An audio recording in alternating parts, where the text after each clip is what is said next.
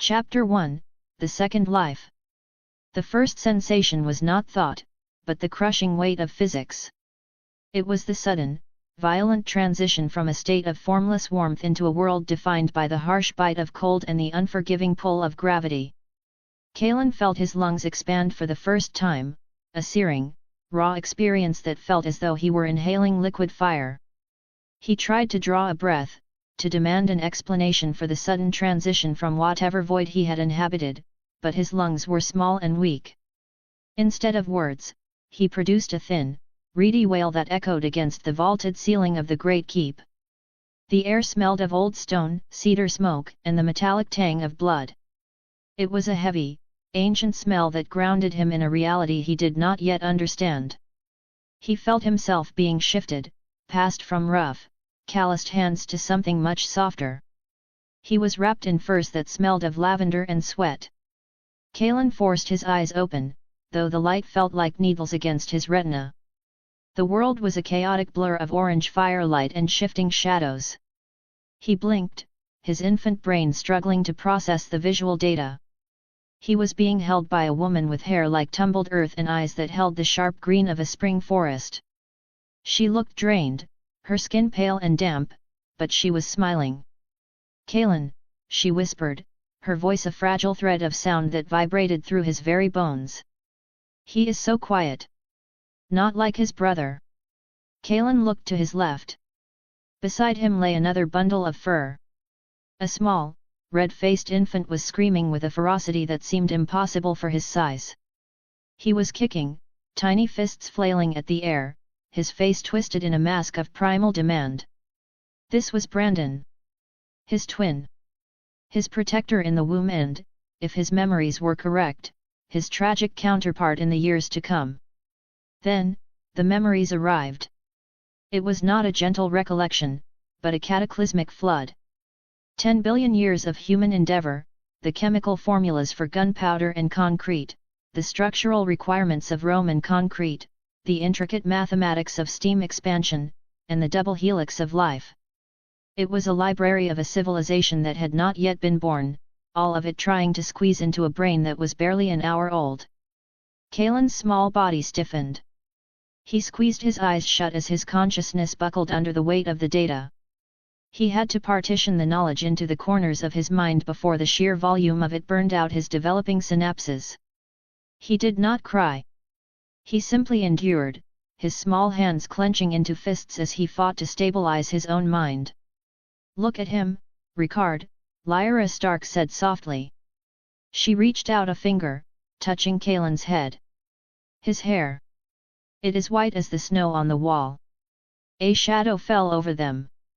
Ricard Stark, the Lord of Winterfell, was a man of hard lines and eyes the color of a storm-tossed sea. He looked down at his newborn sons, and for a fleeting moment, the frost in his expression thawed. "The old blood," Ricard murmured, his voice a low rumble. "There are stories that the first Starks had hair like the snow. It is a sign, Lyra. The North is changing." "You have no idea," Kaelen thought, though the words remained trapped in a throat that could only gurgle. "It is not just changing. It is being forged into something the world has never seen." The following months were a blur of biological frustration. Kaelen was a man's mind trapped in the prison of a biological infant. He could not support the weight of his own head, yet he could calculate the trajectory of the stars. He spent his days in a wooden cradle, observing the world with an intensity that unnerved the servants. While Brandon was a creature of loud demands and constant movement, Kaelen was a silent watcher. He mapped the nursery. He calculated the efficiency of the hearth, noting with a silent, internal sigh the sheer amount of heat being lost through the chimney. He watched the way the light moved across the floor, using it to track the passage of time with mathematical precision. His only true comfort in those early days was Lyra. His mother was a woman of the North, fierce and practical. She seemed to sense the depth behind Kaelen's green eyes. When the room was empty and the fire was low, she would hold him and sing songs of the first men, songs that spoke of the long night and the heroes who had ended it. "You have a heavy soul, my little white wolf," she whispered one night, her breath warm against his forehead. Don't let the world make it cold. The north is a hard place, but it has a warm heart. Remember that. Kaelen leaned his head against her chest, listening to the steady beat of her heart. He felt a surge of protectiveness so fierce it made his small body ache. He knew the timeline. He knew the fever that was supposed to take her in 273 AC. However, the nursery changed when 263 AC arrived. A third cry echoed through the great keep. Eddard was born, the third son of Winterfell, arriving exactly a year after the twins. Kaelen was now a year old. He had mastered the art of walking with a silent, eerie grace that often startled the nursemaids. He stood at the edge of the rug, his white hair catching the firelight, as the nurse brought the new infant into the room. Brandon was already busy trying to pull the tail of a sleeping hound, but Kaelen approached the cradle with deliberate, measured steps. He looked down at the infant Ned. The babe was quiet, possessing deep, soulful eyes that seemed to seek out the shadows even then. Kaelen felt a strange, piercing pang in his chest. He knew this boy. In another life, in a story he remembered with agonizing clarity, this was the man who would bear the weight of a kingdom's honor until it broke him. He is my younger brother now, Kaelen thought, his infant gaze fixed on the infant Ned. In another life, you carried the burden alone. In this life, I am the elder. I will be the shield that stands between you and the madness of the south. I will build you walls that do not crumble, Ned. I will be the mind that sees the daggers before they reach your throat. As the months turned into 264 AC, Kaelen's Y became his first and most frequent word. He was 2 years old, Brandon was 2, and Ned was 1. The nursery was a microcosm of the North's future. Brandon was the storm, a golden, boisterous child who drew everyone's attention. Ned was the anchor, a serious child who followed Brandon's lead but always looked to Kaelen for silent approval. Kaelen was the architect, the quiet observer who ensured the sun didn't burn too bright. He spent his days mapping the thermodynamics of the fortress. He would press his small, pale hands against the granite walls, feeling the vibration of the hot springs beneath the floors. Winterfell was built over geothermal anomalies that his modern mind recognized as a potential energy source of staggering proportions. Brandon! Look! Brandon shouted, pointing at a raven on the sill. Kaelen watched the bird, but his mind was on the caloric output of the peat fires in the great hall. He turned his gaze to Maester Whaleys, who had become a frequent visitor to the nursery. The man was lean, with a face that reminded Kaelen of a fox and a heavy chain that clinked with every step. Whaleys spoke to Ricard in tones that were always measured, always reasonable, and always subtly pushing the Lord of Winterfell toward the south. Whaleys spoke of alliances and Sauron ambitions. He is a strange one, Lord Ricard, Whaleys said one afternoon as Kaelen sat on a fur rug, ostensibly playing with a set of wooden blocks while little Ned watched. He does not babble. He does not seek attention. He simply observes. Ricard looked up from his ledgers. He is a Stark of Winterfell, Maester. We are a quiet people. Brandon is anything but quiet, Whaleys countered, gesturing to the other twin who was currently attempting to climb a stone hearth. Brandon is the storm, Ricard said, a hint of a smile touching his lips. Perhaps Kaelen is the stone that will stand against it. Kaelen recognized the game. But he also saw the way Whaleys looked at him. The Maester did not see a quiet child, he saw an anomaly. He would play the part of the quiet son. He would wait until his body caught up to his mind. His first real ally came through old Harry Stone. Harry was 7 years old when Kaelen was 2. He was the kitchen bastard who had been brought to Winterfell to work in the kitchens. He was a scrawny boy with quick, clever hands. Kaelen watched him from his rug as the boy scrubbed the floors. Kaelen pointed to a loose stone in the corner of the hearth where the mortar had crumbled. "What are you looking at, little lord?" Harry asked, grinning. Kaelen didn't answer. He simply picked up a wooden block and placed it firmly on top of another, the sound a sharp clack in the quiet room. He pointed at the crack again. Harry frowned, crawling over to where Kaelen pointed. He poked the crack. Well, look at that. The stone's shifting. How did you see that from over there? From that day on, Harry became Kaelen's first assistant, a set of hands that could do the things Kaelen's toddler body could not. By 265 AC, the bond between the brothers was the foundation of the keep. Kaelen and Brandon were 3, Ned was 2. When Brandon fell and scraped his knee, Kaelen was there with the clean water while Ned watched with worried eyes. When Brandon lost his temper with the older boys in the yard, Kaelen was the one who whispered a single word in his ear that turned his rage into laughter. "You're the brains, Kay," Brandon said one morning while they were sitting in the God's Wood. Brandon was trying to sharpen a stick with a dull piece of slate while little Ned tried to stack stones. "Father says I have to lead the lords, but I hate the ledgers." "You can do the ledgers. I'll do the fighting." Kaelen looked at the slate in Brandon's hand. He thought of the carbon content of steel and the tempering process. "We will both do what we must, brother," Kaelen said. Brandon dropped his stick. Ned stopped his stone stacking and stared. "You talk like a grown man. Like the maester." Kaelen stood up, his white hair messy from the wind that whipped through the trees. He looked at the ancient heart tree, its red, face-like carvings watching them with timeless indifference.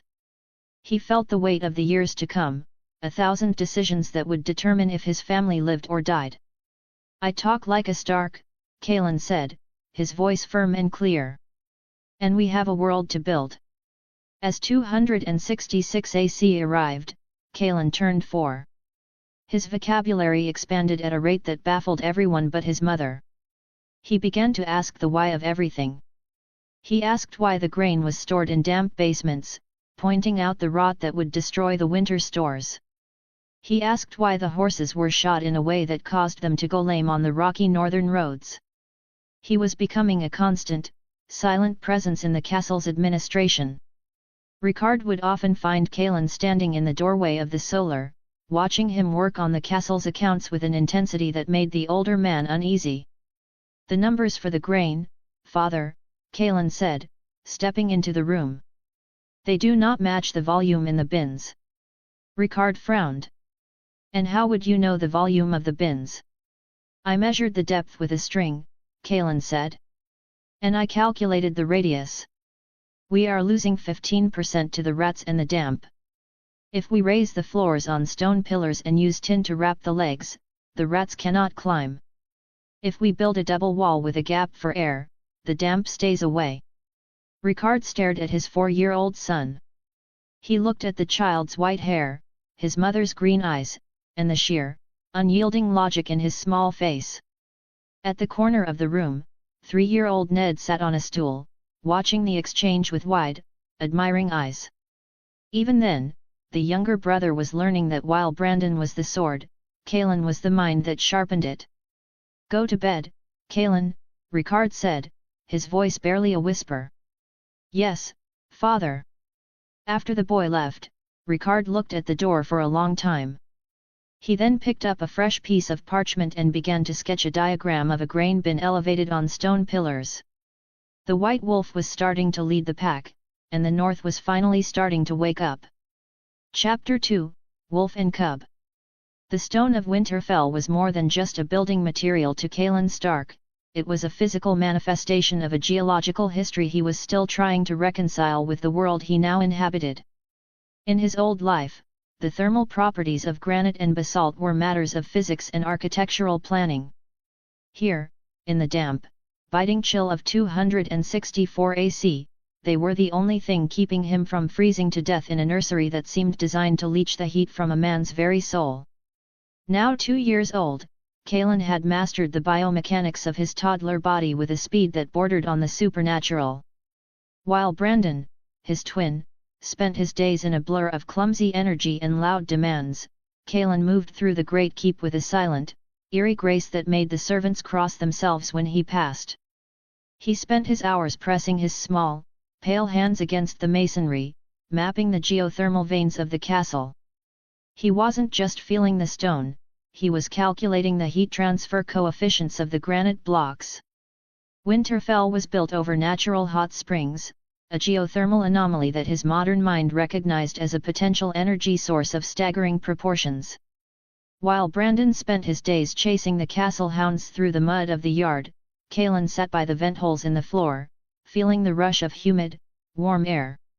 He calculated the flow rate in his head, imagining the pressure systems required to move that much water through the subterranean crust without the benefit of mechanical pumps. Stop touching the walls and come on. The pups are out. Brandon's voice boomed through the corridor. At 2.5, Brandon was already a force of nature. He was broader in the chest than Kaelen, his dark hair a messy crown, his grey eyes flashing with the reckless energy that already defined him. Behind him, small Ned, now just over a year old, was doing his best to keep up. Ned was a sturdy child, possessing a soulful intensity that mirrored Kaelen's own, though Ned's focus was on the people around him rather than the stone beneath him. Kaelen sighed, tucked a small piece of charcoal he'd been using to doodle a rudimentary heat exchanger onto a floor tile into his tunic, and followed his twin. He reached out a hand to steady Ned as the younger boy tripped over a loose rush. Ned looked up at him with a silent, adoring trust that made Kaelen's chest tighten. "I will make this place warm for you, little brother," Kaelen thought. "I will make it so you never have to shiver in the dark." The yard was a chaos of mud, straw, and the sharp, pervasive scent of wood smoke. Ricard Stark stood near the forge, talking to the master-at-arms, while Lyra watched from the gallery above. Kaelen looked up and caught his mother's eye. She smiled, a small, knowing expression. She was the only one who seemed to see the man living behind the child's face. Kaelen drifted toward the forge. He wasn't interested in the hound puppies. He was interested in the heat. The blacksmith, Mycon, was hammering a piece of glowing iron. To the onlookers, it was just the rhythm of the castle. To Kaelen, it was a tragedy of inefficiency. He watched the way the bellows were worked by hand, the uneven distribution of air, and the way the slag was poorly separated from the ore. The impurities in the iron were visible to him in the color of the spark: excess sulfur, too much phosphorus. Wolf steel, Kaelen mused, his eyes narrowing. "I need to find a source of manganese to neutralize that sulfur. And I need a blast furnace that can hit 1500 degrees. Fascinated by the fire, young Kaelen. Kaelen turned. Maester Whaleys was standing behind him, his grey robes dusted with soot. The maester's eyes were not on the forge, they were on Kaelen. "It is necessary heat, maester," Kaelen said, his voice carefully neutral. He had learned to pitch his voice to sound younger than he felt, to hide the cadence of a man who had lived 1,000 years in another life. Whaleys tilted his head, his chain clinking softly. "Necessary for what? For a sword? Or for something else?" "For everything," Kaelen replied, pointing to the glowing metal. "Everything starts with fire. The stone, the steel, the bread in the ovens. Without the fire, Winterfell is just a cold grave. The maester should know that best." Whaleys' smile didn't reach his eyes. A grim thought for a boy of 2. "You should be playing with your brothers, not contemplating the nature of heat." "I am playing, maester," Kaelen said, looking back at the forge. "I am playing with the way the world is built." The year 265 AC brought the first real proof of Kaelen's why. He was 3, Brandon was 3, and Ned was 2. Kaelen had spent months befriending Harry Stone, the kitchen bastard who was now 8. Harry had become Kaelen's hands, implementing the changes the toddler could only describe. In a small, quiet corner of the kitchen, Kaelen had supervised Harry in building a miniature kiln. It was crude, made of mud and broken brick, but it was designed with a specific airflow to focus heat. Kaelen had provided the recipe, a mixture of white sand from the riverbanks and potash from the laundry fires. "Watch, Brandon," "Watch, Ned," Kaelen whispered. He had Harry use a hollow reed to blow air into the base of the fire, mimicking a forge's bellows but with surgical precision. For 10 minutes, they worked the heat. Brandon watched with wide-eyed excitement, Ned watched with a quiet, intense concentration. Finally, Harry pulled a small crucible out. Inside, the mixture had melted into a thick, glowing blob of translucent liquid. He poured it onto a flat stone. As it cooled, it hardened into a cloudy, uneven piece of glass. Brandon gasped, reaching out to touch it. "It's a stone you can see through."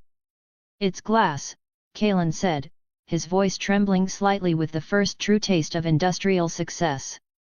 "And with it, we can grow food in the snow. We can trap the Sunday." Ned reached out a tiny finger, touching the cooled edge. "Like ice that doesn't melt," he whispered. "Exactly, Ned," Kaelen said, patting his younger brother's head. "It is the start of the new north." By 266 AC, Kaelen turned 4. His younger brother Ned was 3, and already the dynamic of the wolf pack was clear. Brandon was the fire, the one who led the charges and shouted for glory. Ned was the earth, the one who stood firm and watched the flanks. Kaelen was the wind and the steel, the invisible force that directed them both. Kaelen's why had become a weapon. He questioned the way the grain was stored, pointing out the rot in the bottom of the bins. He questioned the way the horses were shod, suggesting a different curve for the nails to prevent lameness on the rocky northern roads. One evening, Ricard Stark found Kaelen standing in the doorway of the solar, watching him work on the castle accounts. Little Ned sat on a stool nearby, trying to copy Kaelen's silent, upright posture. "Is there something you want, Kaelen?" Ricard asked, rubbing his tired eyes. "The numbers for the grain, father," Kaelen said, stepping into the room. "They don't match the volume in the bins. We are losing 15% to the damp and the rats." Ricard frowned. "And how would you know the depth of the bins?" "I measured it with a string," Kaelen said. "If we raise the bins on stone pillars and wrap the pillars in tin, the rats cannot climb. If we build vents in the roof, the damp goes away. I can show Harry how to build them." Ricard looked at his 4-year-old son. He saw the white hair, the green eyes, and the sheer, unyielding logic in his small face. He looked at 3-year-old Ned, who was nodding solemnly as if he understood every word. "Go to bed, Kaelen," Ricard said softly. "Go to bed, Ned." "Yes, father." After they left, Ricard looked at the door for a long time. He then picked up a quill and began to sketch a diagram of a grain bin on stone pillars. He realized then that he wasn't just raising sons, he was raising a revolution. Kaelen walked back to the nursery, his hand holding Ned's.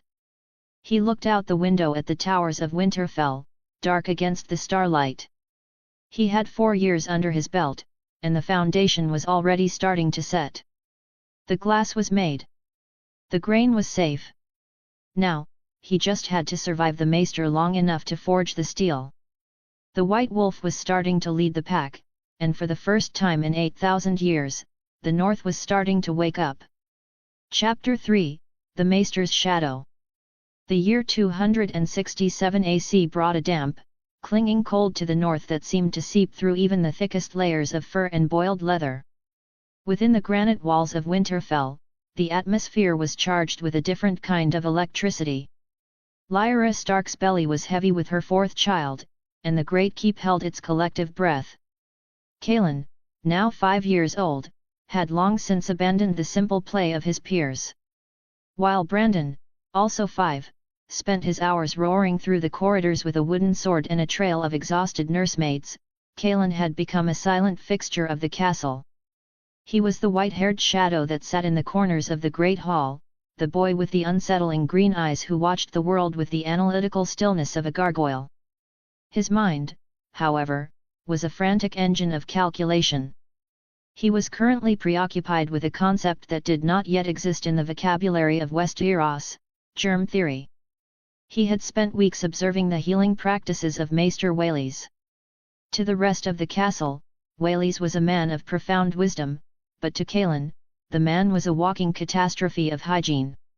He watched Wales move from the filth of the stables, where he tended a horse's festering hoof, directly into the sick room of a kitchen girl without so much as wiping his hands on his robes. Kaelen felt a visceral surge of disgust as he watched the maester's heavy grey sleeves, stained with the refuse of the yard, brush against open wounds and the bowls of broth intended for the sick.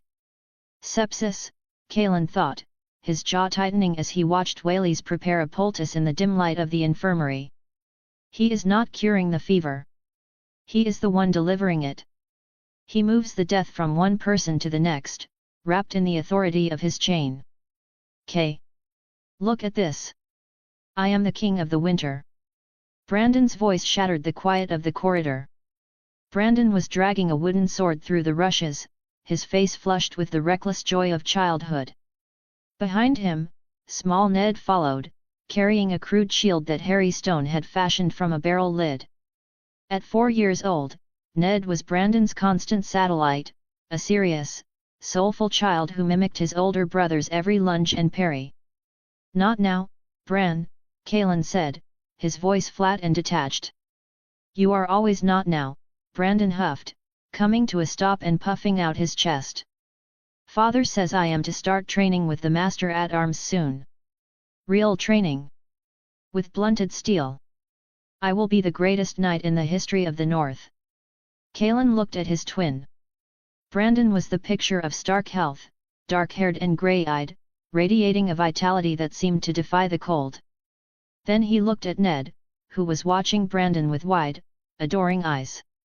Steel is dangerous, Bran, Kaelen said softly, his gaze dropping to the floor. It bites even when it is blunt. And if the wound turns red and hot, the steel is not what kills you. It is the invisible rot that enters through the skin. The small things you cannot see are more lethal than any southern night. Brandon rolled his eyes, a gesture of pure, fraternal exasperation. There you go again. Invisible things.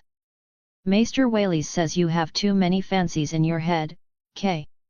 He says you should spend more time in the yard and less time staring at the walls. And what does the Maester say about the birth? Kaelen asked, his eyes shifting toward the spiral staircase that led to his mother's solar. He says it will be a girl, Ned chimed in, his voice small but certain. He told father that a daughter is what the North needs to bind the wolf to the South. He said it would make for a grand marriage one day. Kaelen felt a cold, sharp spike of alarm. Bind the wolf to the South. Wales was already dreaming of selling a child not yet born to the highest bidder in the Reach or the Storm lands. He was architecting the very alliances that Kaelen knew would lead to the ruin of their house. The labor began on a night when the wind wailed like a banshee against the stones of the Hunter's Gate, a fierce, northerly gale that threatened to extinguish every torch in the keep. Kaelen did not stay in the nursery with his brothers. He sat on the cold stone floor outside his mother's solar, his hands folded in his lap, his back against the wall. Harry Stone sat a few feet away, whittling a piece of cedar into a wolf's head. You should be sleeping, little lord, Harry whispered, the shavings falling onto the rushes. The women and the maester will handle it. It is not a place for a boy. The women and the maester use dirty water, Harry, Kaelen said, his voice tight and authoritative. Listen to me. Go to the kitchens. Bring me the strongest spirits they have. Not the wine, the clear stuff from the back of the pantry that smells like fire. And tell them to boil 3 pots of water until the steam fills the room. If they ask why, tell them it is for the Lord's own wash and that I will have their heads if it is not done.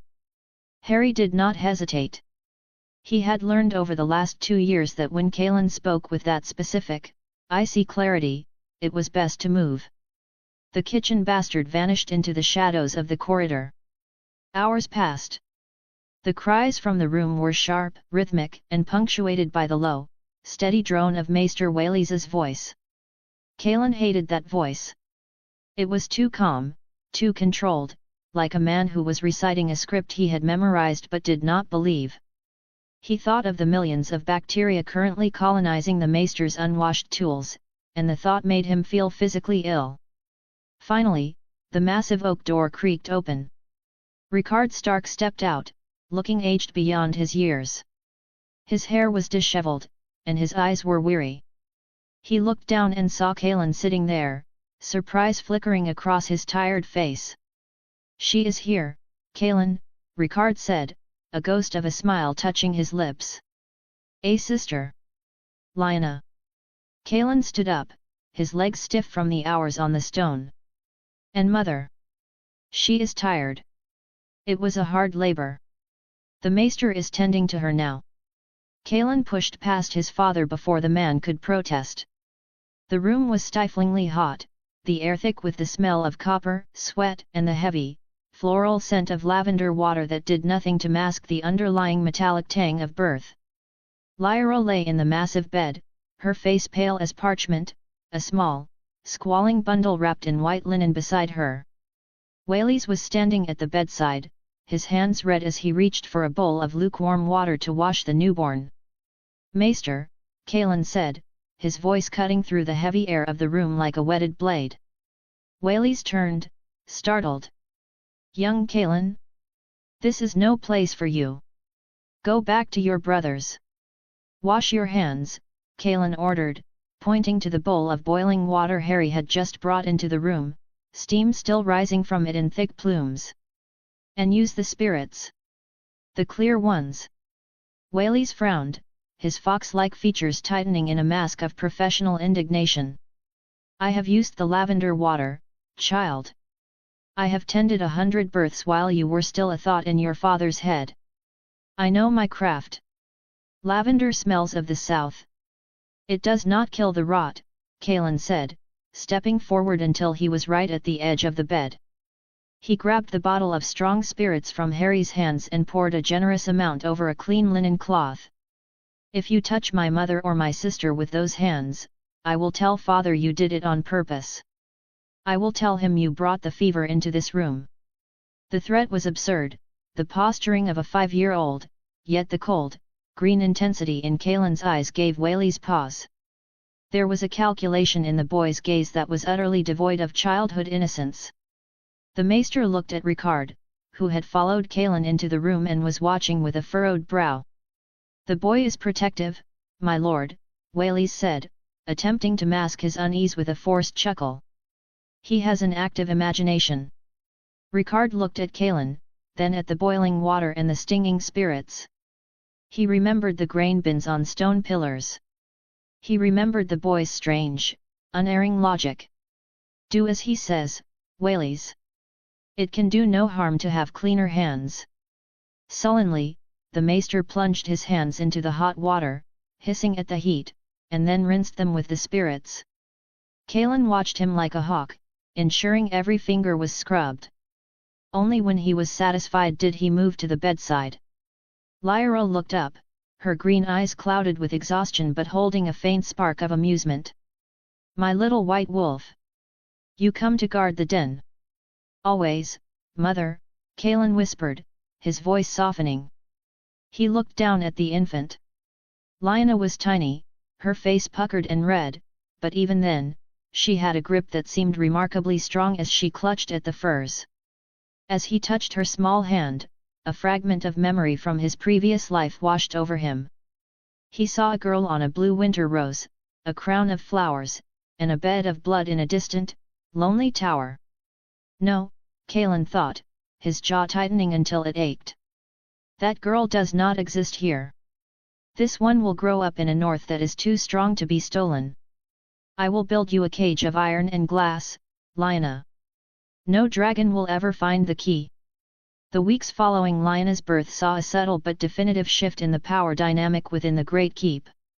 Ricard was increasingly busy with the administration of his vast lands, and he found himself allowing Kaelen to sit in on his meetings with the Master of Horse and the castle steward. It was not that he asked the boy for advice, but he valued the child's silence and the way his presence seemed to make the other men more diligent in their reports. Wales watched this with a growing, simmering resentment. He saw his influence being eroded not by a rival lord or a seasoned advisor, but by a child who seemed to possess the wisdom of a man 5 times his age. "The boy is a prodigy, certainly," Wales said to Ricard one evening as they sat over cups of mulled wine in the solar. Kaelen was in the corner, ostensibly reading a book on the heraldry of the north. "But such brilliance often burns out quickly, my lord. Or worse, it turns inward and becomes something dark. He should be sent to the citadel. They would know how to nurture such a mind, to give him the discipline he lacks." Kaelen did not look up from his book, but his heart hammered against his ribs. The citadel. A prison of old men who fear the sun and hoard the secrets of the past. "He is a second son, Wales," Ricard said thoughtfully, staring into the fire. "The Night's Watch or the citadel are the usual paths for a boy who will not inherit.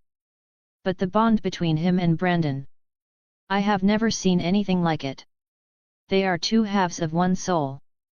To separate them would be like cutting a wolf in 2. And that is exactly the danger," Wales urged, his voice leaning in. "Brandon is the heir. He must be the sun around which the north revolves. If Kaelen stays, he will always be the shadow that the sun cannot banish. It breeds resentment. It breeds civil war." Ricard sighed, a long, heavy sound. "We shall see, maester. We shall see." Kaelen felt a surge of cold fury. Wales was not just trying to influence policy, he was trying to dismantle the pack. He wanted Kaelen gone so that Brandon would be left with only the maester's whispers to guide his impulsive heart. That night, Kaelen found Harry Stone in the glass gardens, where the boy was helping the gardeners tend to the winter roses. "Harry," Kaelen said, his voice barely a whisper in the humid air of the greenhouse. "I need you to do something dangerous." Harry stopped his work, looking at the 5-year-old boy. "I am getting used to that, little lord. I need you to watch the maester. Not just what he does in the castle. I want to know who he writes to. I want to know what color the wax is on his seals. If it is the grey of the citadel or the gold of the south. And I want to know if he ever goes to the rookery alone at night. Do not let him see you. Use the crawl spaces I showed you." Harry's eyes went wide. "That is spying on a maester, Kaelen. If I am caught, they will take my hands." "If you are not caught," Kaelen said, his voice like the winter wind through a keyhole, "I will make sure you are more than a kitchen bastard. I will make you the man who knows everything. And in the north I am building, knowledge will be worth more than all the gold in Casterly Rock. You will be my right hand, Harry. Always." Harry looked at the boy. He saw the white hair, the green eyes, and the absolute, terrifying certainty of a king. He nodded slowly. "I will watch him, Kaelen. For the pack." "For the pack," Kaelen repeated. As the year 267 AC drew to a close, Kaelen stood on the battlements, looking out over the sprawling, snow-covered landscape of the north. Below him, he could see Brandon and Ned playing in the fresh powder, their laughter rising in the crisp air. Lyanna was safe in the nursery, and his mother was recovering her strength. The maester's shadow was long, reaching across the yard like a reaching finger, but Kaelen was starting to realize that shadows could only exist where there was light. And he was going to bring so much light to the north that there would be nowhere left for the foxes to hide. He was 5 years old, and the revolution was no longer just a memory, it was a physical force. He looked at his hands, small and pale. They were the hands of a child, but they carried the weight of an industrial future. He would build the steel, he would build the glass, and he would build a world where his brothers and sister could live without fear of the dark or the dragon. The transformation was beginning. And the White Wolf was the architect of it all. Chapter 4, A Question of Glass.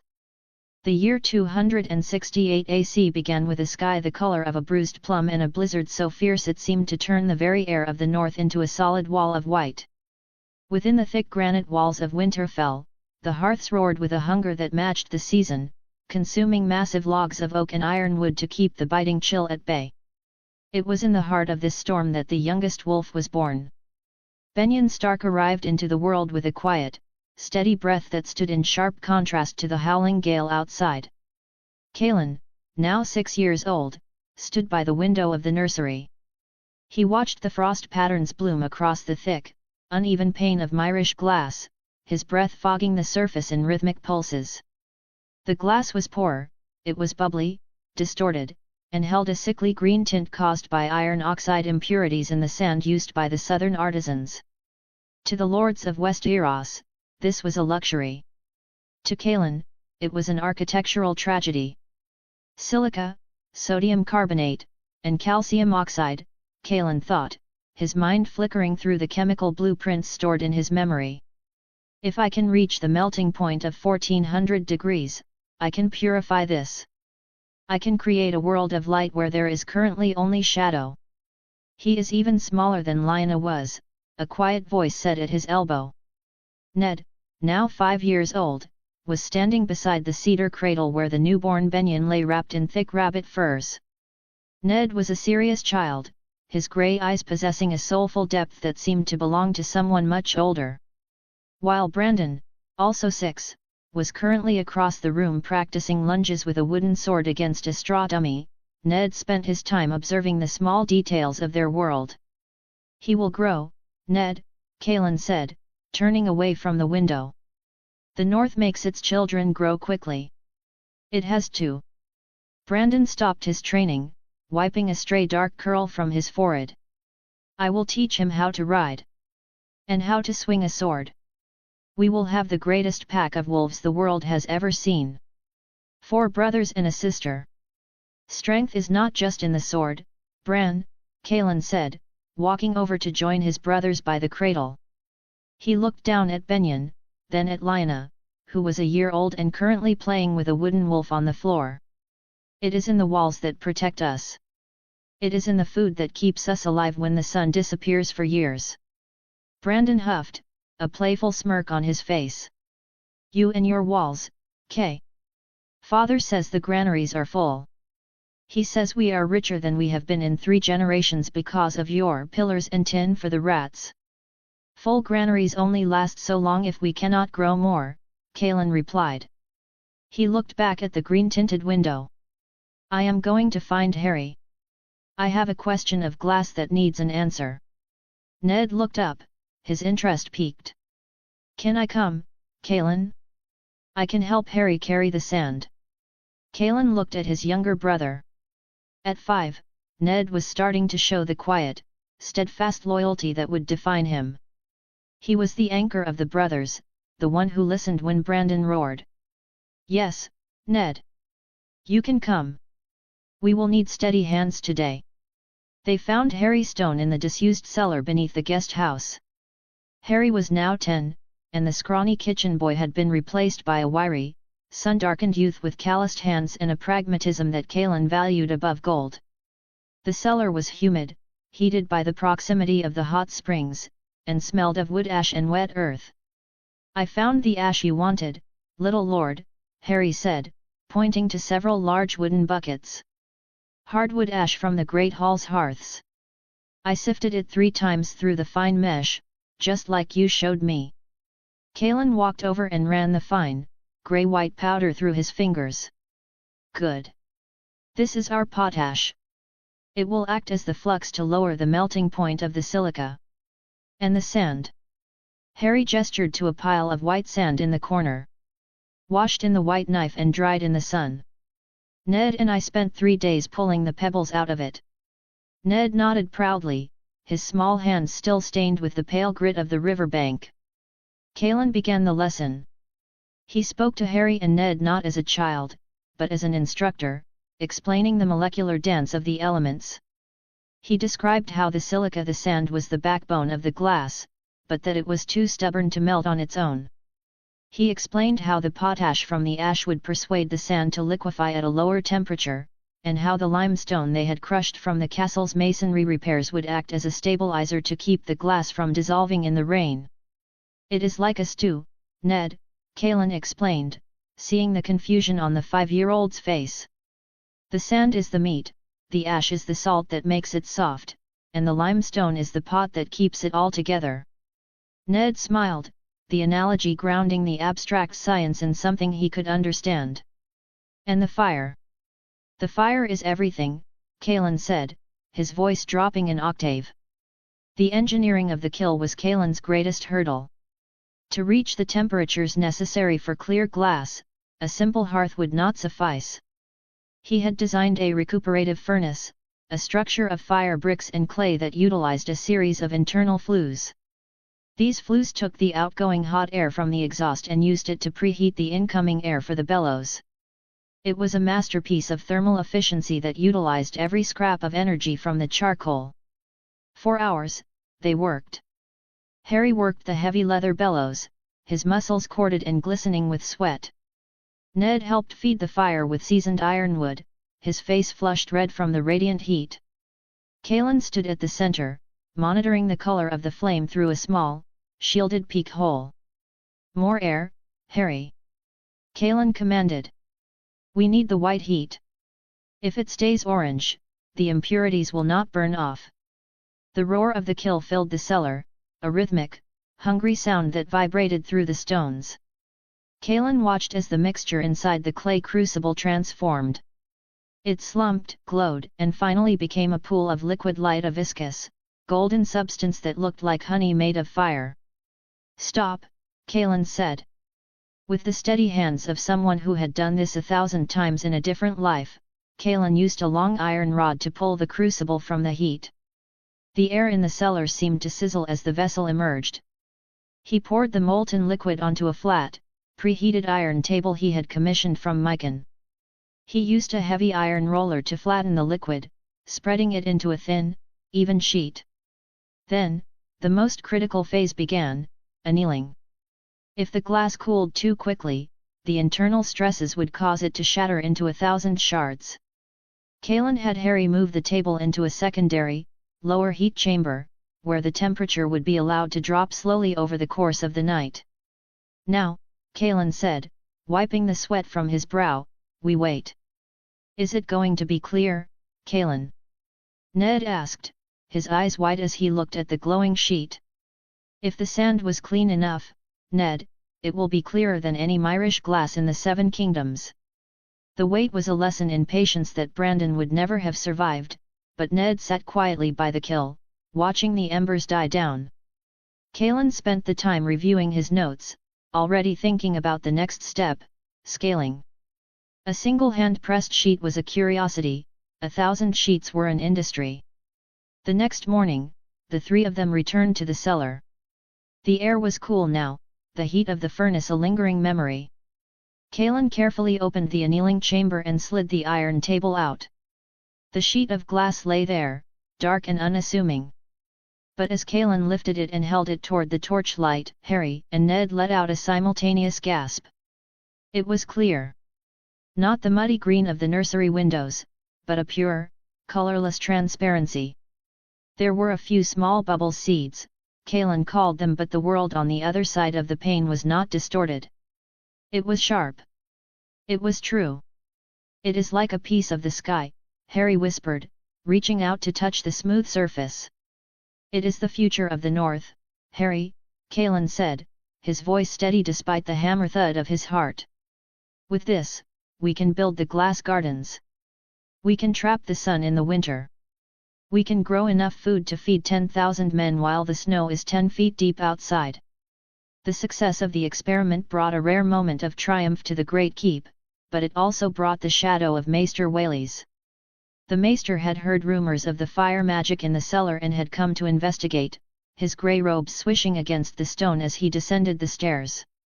"A clever toy, Kaelen," Whaleys said, peering at the clear glass with an expression that mixed professional curiosity with a deep, oily suspicion. "But the Myrish have guarded these secrets for centuries. To pursue them here, without the guidance of the Citadel, is a dangerous path. You are playing with forces you do not understand." Kaelen stood his ground, his 5-year-old brother Ned standing stoutly beside him. "I understand the melting point of silica, Maester. I understand that the North is cold and hungry. If the Myrish have the secret, they are not sharing it with us. So I found it myself. Whaley's eyes narrowed, his fox-like features tightening. The Citadel does not approve of finding things oneself when there is an established order to knowledge. You are a second son, Kaelen. Your place is in the yard with your brothers, or perhaps in the library studying the histories. Not in a cellar smelling of ash and rebellion. The North cannot eat histories, maester, Kaelen replied, his green eyes flashing. And it cannot stay warm on established orders. My father is pleased with the glass. That is the only approval I require. Whaley stiffened, his hand going to his chain. He looked at Kaelen, then at the two boys Ned and Harry, who looked at the prince with a loyalty that was already becoming absolute. The maester saw the seeds of something he could not control, a revolution of thought that threatened the very monopoly on wisdom that his order lived by. We shall see what Lord Ricard thinks when the bills for the ironwood and the sand arrive, Whaley said, turning on his heel and retreating into the darkness of the corridor. He is a mean man, Ned whispered after the maester had gone. He is a scared man, Ned, Kaelen said. He is scared of a world where he is not the only one with the answers. The year 268 AC continued, and the question of glass was answered with a resounding success. Ricard Stark, seeing the clarity of the product, authorized the construction of the first true glass works. He saw the potential for trade, yes, but more importantly, he saw what Kaelen saw, a way to defy the winter. By the end of the year, the first glass garden had been refitted with Kaelen's clear panes. The difference was staggering. Even in the height of winter, the temperature inside the greenhouse rose 20 degrees higher than it ever had with the old Myrish glass. The winter roses bloomed with a ferocity that drew tears from Lyra's eyes, and the first crop of winter kale was harvested in the middle of a blizzard. Kaelen stood in the center of the greenhouse, the warm, humid air a balm against the cold. Brandon and Ned were playing nearby, chasing each other through the rows of green, while Lionel sat in the dirt, fascinated by a ladybug. He looked at his siblings and felt a sense of profound, quiet purpose. He was 6 years old, and he had already begun to bend the world to his will. He was the Northern Star, and he was building a sanctuary for his pack. The pack survives, Kaelen whispered, picking up a handful of warm, dark earth. He looked up through the clear glass at the grey, winter sky. He knew the others were out there, somewhere in the far north, waiting for the long night. He knew the dragons would eventually return to the south. But as he watched his brothers laugh, he knew he was no longer just a boy with memories. He was the architect of their survival. The foundation was glass. The next layer would be steel. And the world would eventually learn that the wolves of the north no longer feared the dark. Chapter 5, The Clear Truth. The year 269 AC arrived with a winter that refused to yield. It was a stubborn, biting season that gripped the north in a fist of permafrost and relentless winds. In the outskirts of Wintertown, however, a new kind of heat was rising. The glassworks stood as a sturdy monument of stone and reinforced timber, a physical defiance against the elements. It was the first true industrial complex of the north, a temple of logic and fire built upon the memories of a world 10 billion years removed from this one. Kaelen Stark, now 7 years old, stood on a raised wooden platform overlooking the main furnace.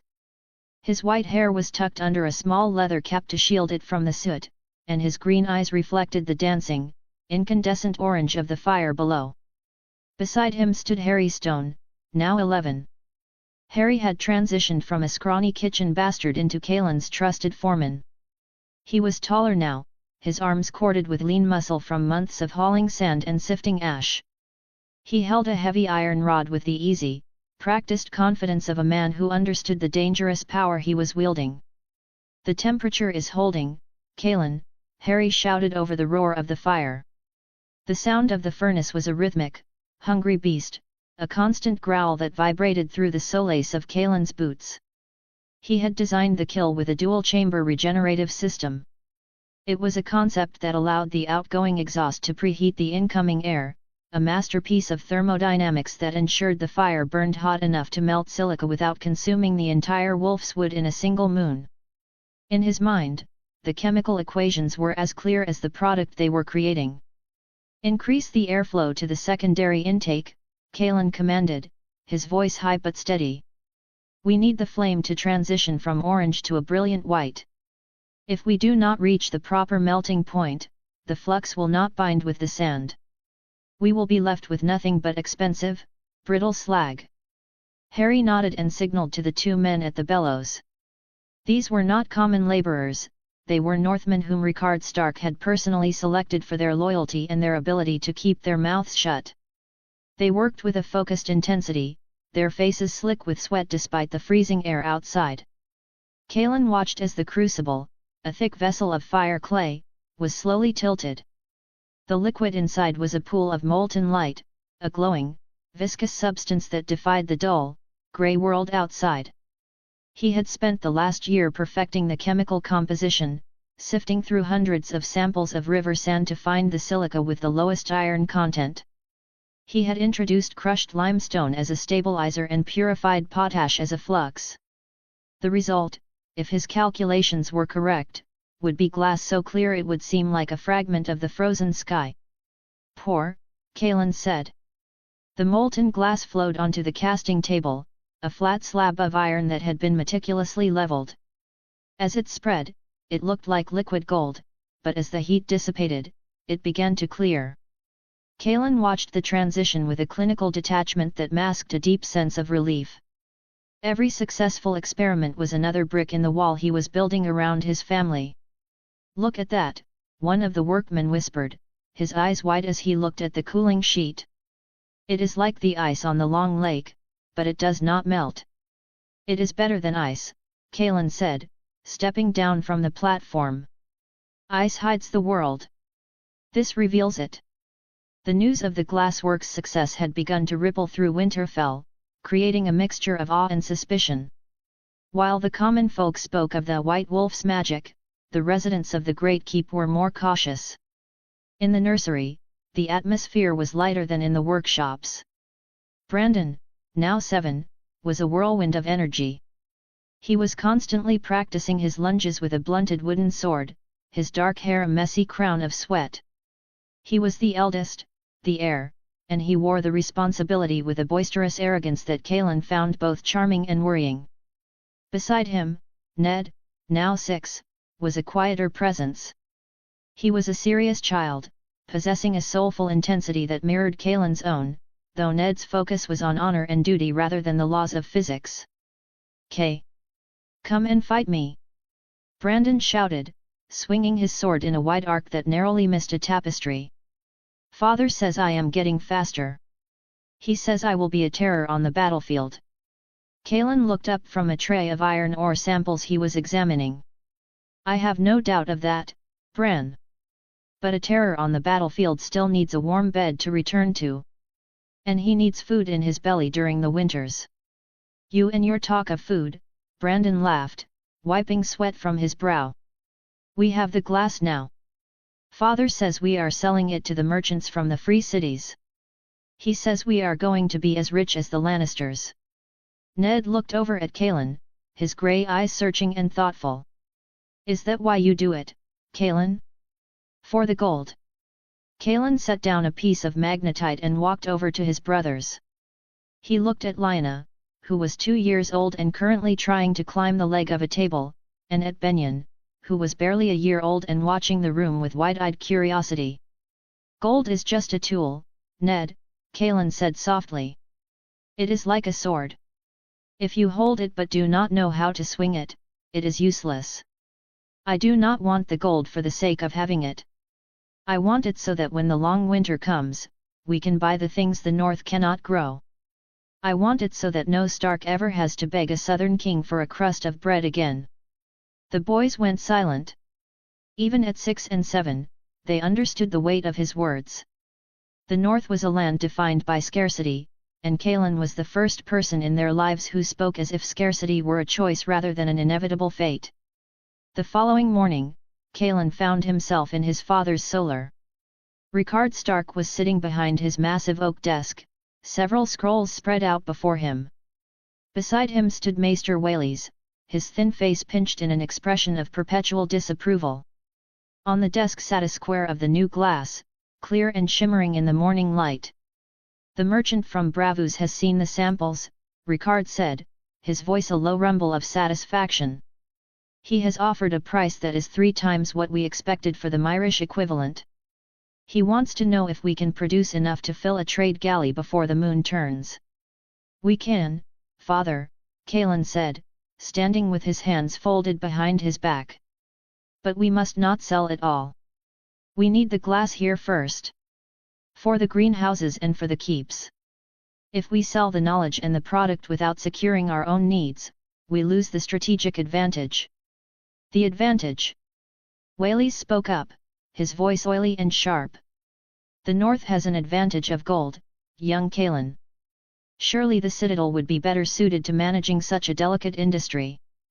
There are scholars in Old Town who have studied the arts of the Myrish for centuries." Kaelen turned his gaze to the maester. He felt the old, familiar surge of cold fury. Whaleys was like a leech, always trying to find a way to bleed the North of its potential and funnel it back to his masters in the South. "The scholars of Old Town have had centuries, maester," Kaelen said, his voice devoid of emotion. "And yet, they still buy their glass from the Myrish. The North did not wait for the Citadel to discover this. We did it ourselves. The knowledge belongs to House Stark, and it will stay in Winterfell. We are not a branch of your library." Whaleys stiffened, his hand clenching the links of his chain. "You speak with a great deal of arrogance for a child of 7, Kaelen. One might wonder where a boy of your years learns such specific techniques." "I learn by asking why and by looking at the world as it is, maester," Kaelen replied. "Perhaps if the Citadel asked why more often, they would spend less time writing histories and more time making them." Ricard let out a short, sharp bark of laughter. He looked at Whaleys, then at his second son. "The boy has a point, Whaleys. The glass stays. We will sell the surplus to the Bravasi, but the workshops remain under the direct control of the Starks. Kaelen, you will continue to oversee the production with Harry. I want the first shipment ready." "It will be done, father," Kaelen said. As he left the solar, Kaelen felt the weight of Whaleys' stare on his back. He knew the maester would not stop. The letters to the south would become more frequent, the reports more detailed. The Citadel did not like secrets they did not own, and Kaelen was becoming the greatest secret in the 7 kingdoms. He spent the next few days in a state of focused activity. While Harry managed the day-to-day operations of the glassworks, Kaelen began his next great project, metallurgy. He had requested samples of iron ore from every mine in the north, from the hills of the Flint Cliffs to the mountains of the Karstarks. They sat in small wooden crates in his private corner of the workshop. To the casual observer, they were just rocks. To Kaelen, they were the raw ingredients for the future. He picked up a piece of ore from the northern mountains. It was heavy, with a reddish-black sheen. He knew by the weight and the color that it was rich in hematite, but it was also likely high in phosphorus. This was an impurity that made steel brittle in the cold, a flaw he could not allow. Wolf steel, Kaelen thought, his mind racing through the chemical equations for carbonization and tempering. The Valyrians used magic to forge their blades. I will use chemistry. I will find the right balance of carbon. I will use the manganese from the western shore to neutralize the sulfur. I will make a steel that does not shatter when the frost bites. He was so absorbed in his thoughts that he did not hear his mother enter the room. Lyra Stark walked softly, her dark hair pulled back in a practical braid. She stood beside Kaelen, looking at the rocks on his table with a gentle curiosity. "Are you looking for gold, my little wolf?" she asked, her voice warm and melodic. Kaelen looked up and smiled. "No, mother. Gold is soft. I am looking for strength. I am looking for the steel that will protect our home when the swords of iron fail." Lyra reached out and stroked his white hair. She looked tired, the strain of raising 5 young children in a harsh land was etched in the fine lines around her eyes, but her spirit remained unyielding. "Your father is proud of you, Kaelen," she said softly. "But he is also afraid. He sees a boy who knows too much. He sees a son who does not need him." "I will always need him, mother," Kaelen said, his voice cracking with a rare moment of genuine childhood emotion. "I do this so he can rest eventually. I do it so Brandon can lead without worrying about the coin. I do it for all of us." Lyra pulled him into a hug, and for a moment, the scientist disappeared, replaced by a 7-year-old boy who just wanted to be held. "You carry the world on your shoulders, Kaelen. Just remember to breathe. The North has lasted thousands of years without glass. It will not fall if you take a moment to be a child." "I will try, mother," Kaelen whispered into her shoulder. But even as he said the words, he knew he was lying. He did not have the luxury of being a child.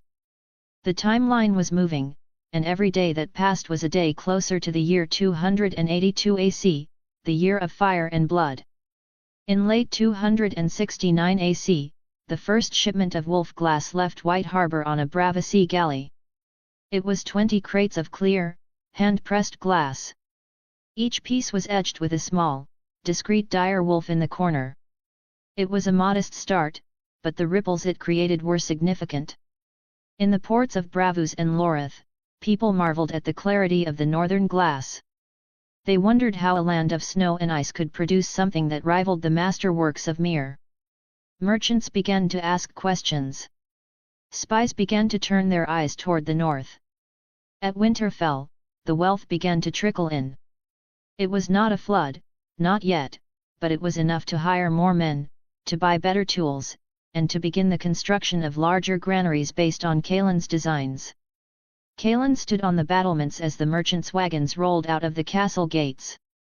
He watched them disappear into the white expanse of the Wolf's Wood. Beside him, Brandon and Ned were wrestling in the snow, their laughter bright and clear. Lyanna was being carried by a nurse, pointing at a raven on the wall with a delighted squeal. The north was waking up. The fire in the glassworks was just the beginning.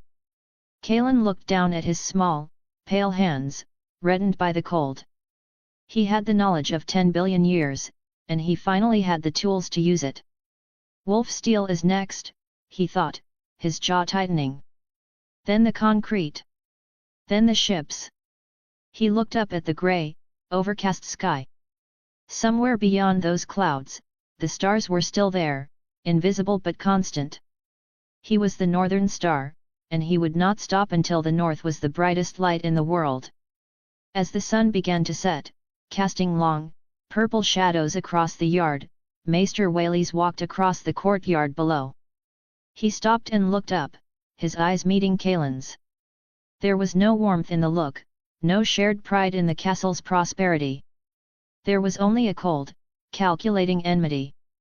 Kaelen did not look away. He stood his ground, a small boy with white hair and the eyes of a wolf. The battle for the north had begun, and it would not be fought with swords for a long time.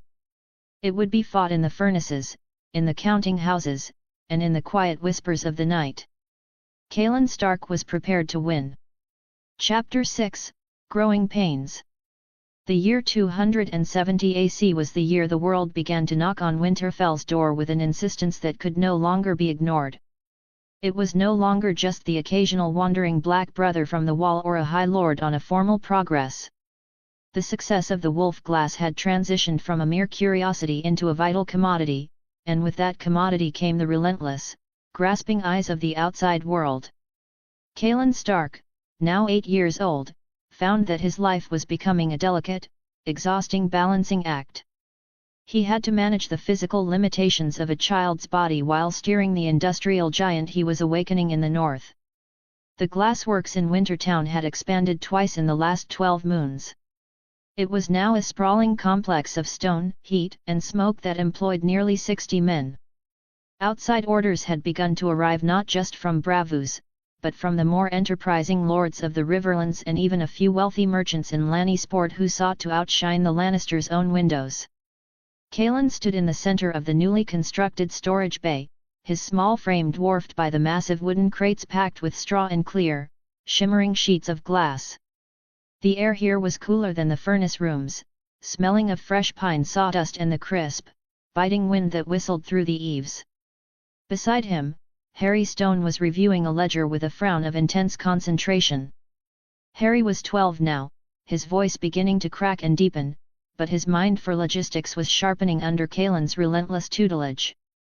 "The Manderley ships are ready at White Harbor, Kaelen," Harry said, tapping his quill against his chin. "But the road remains our greatest enemy. Even with the heavy wagons and the extra outriders, we are losing 3 sheets in every 20 to the ruts and the frost heaves. The stone shatter is eating our profits faster than the charcoal costs."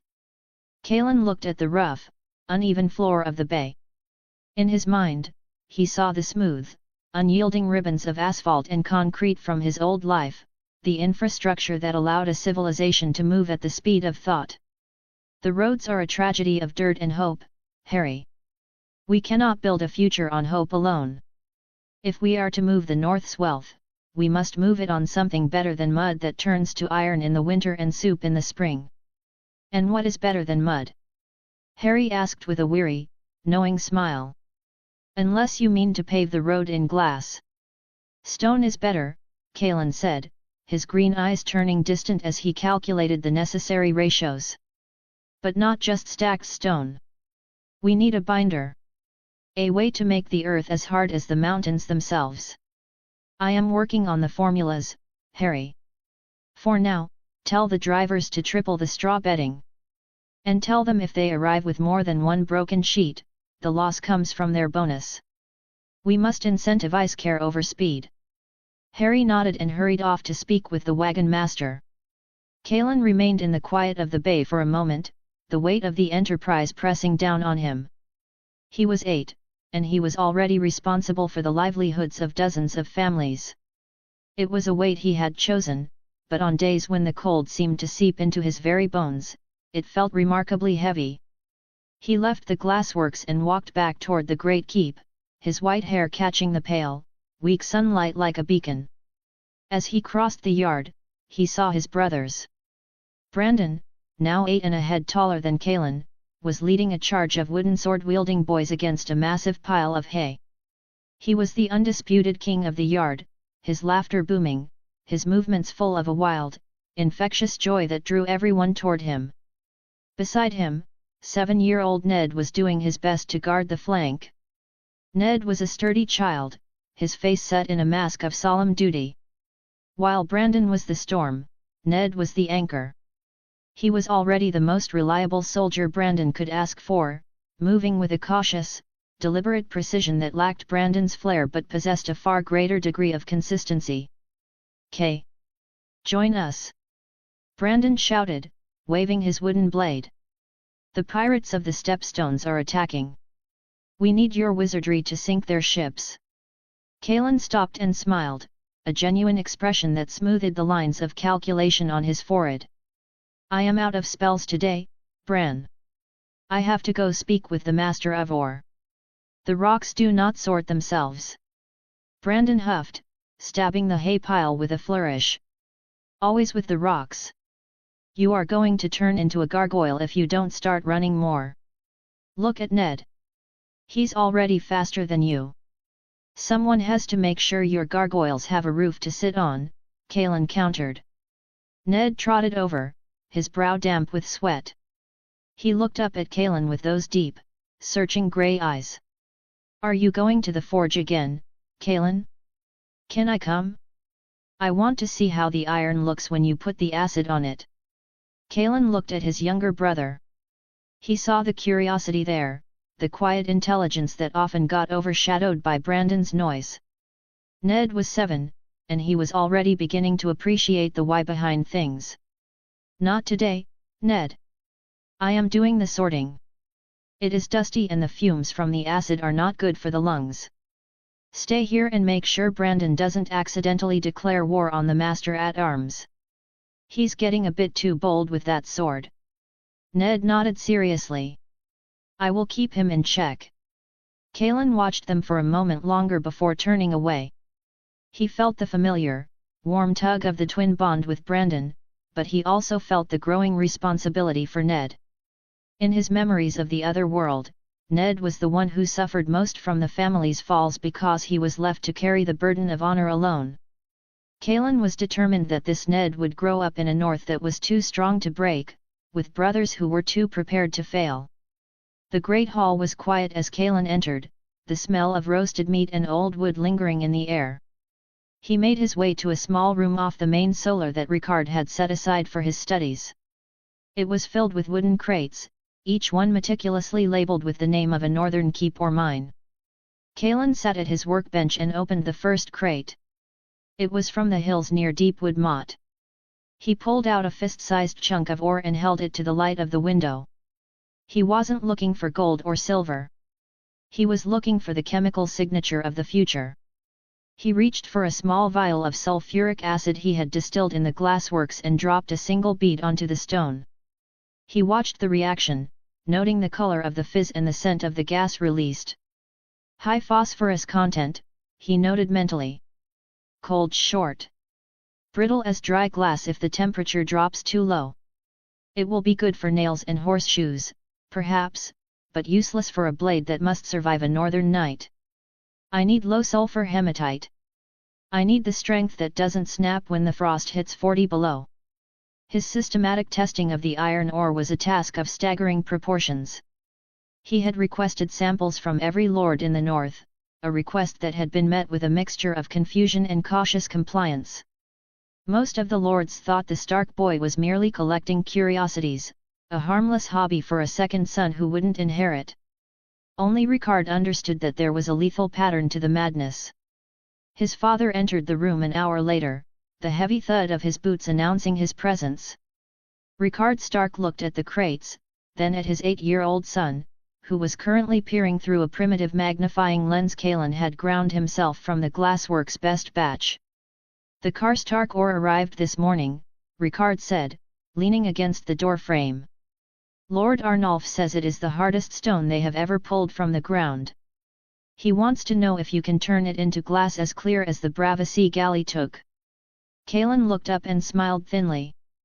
I cannot turn iron into glass, father. But I can turn it into something far more valuable. This ore from the Karstarks is rich in magnetite. It is pure. If we smelt it at the right temperature and use the manganese from the western shore to scavenge the sulfur, it will produce a steel that will make the Sauron lords look like children playing with copper toys. Ricard walked over and picked up a piece of the dark, heavy stone.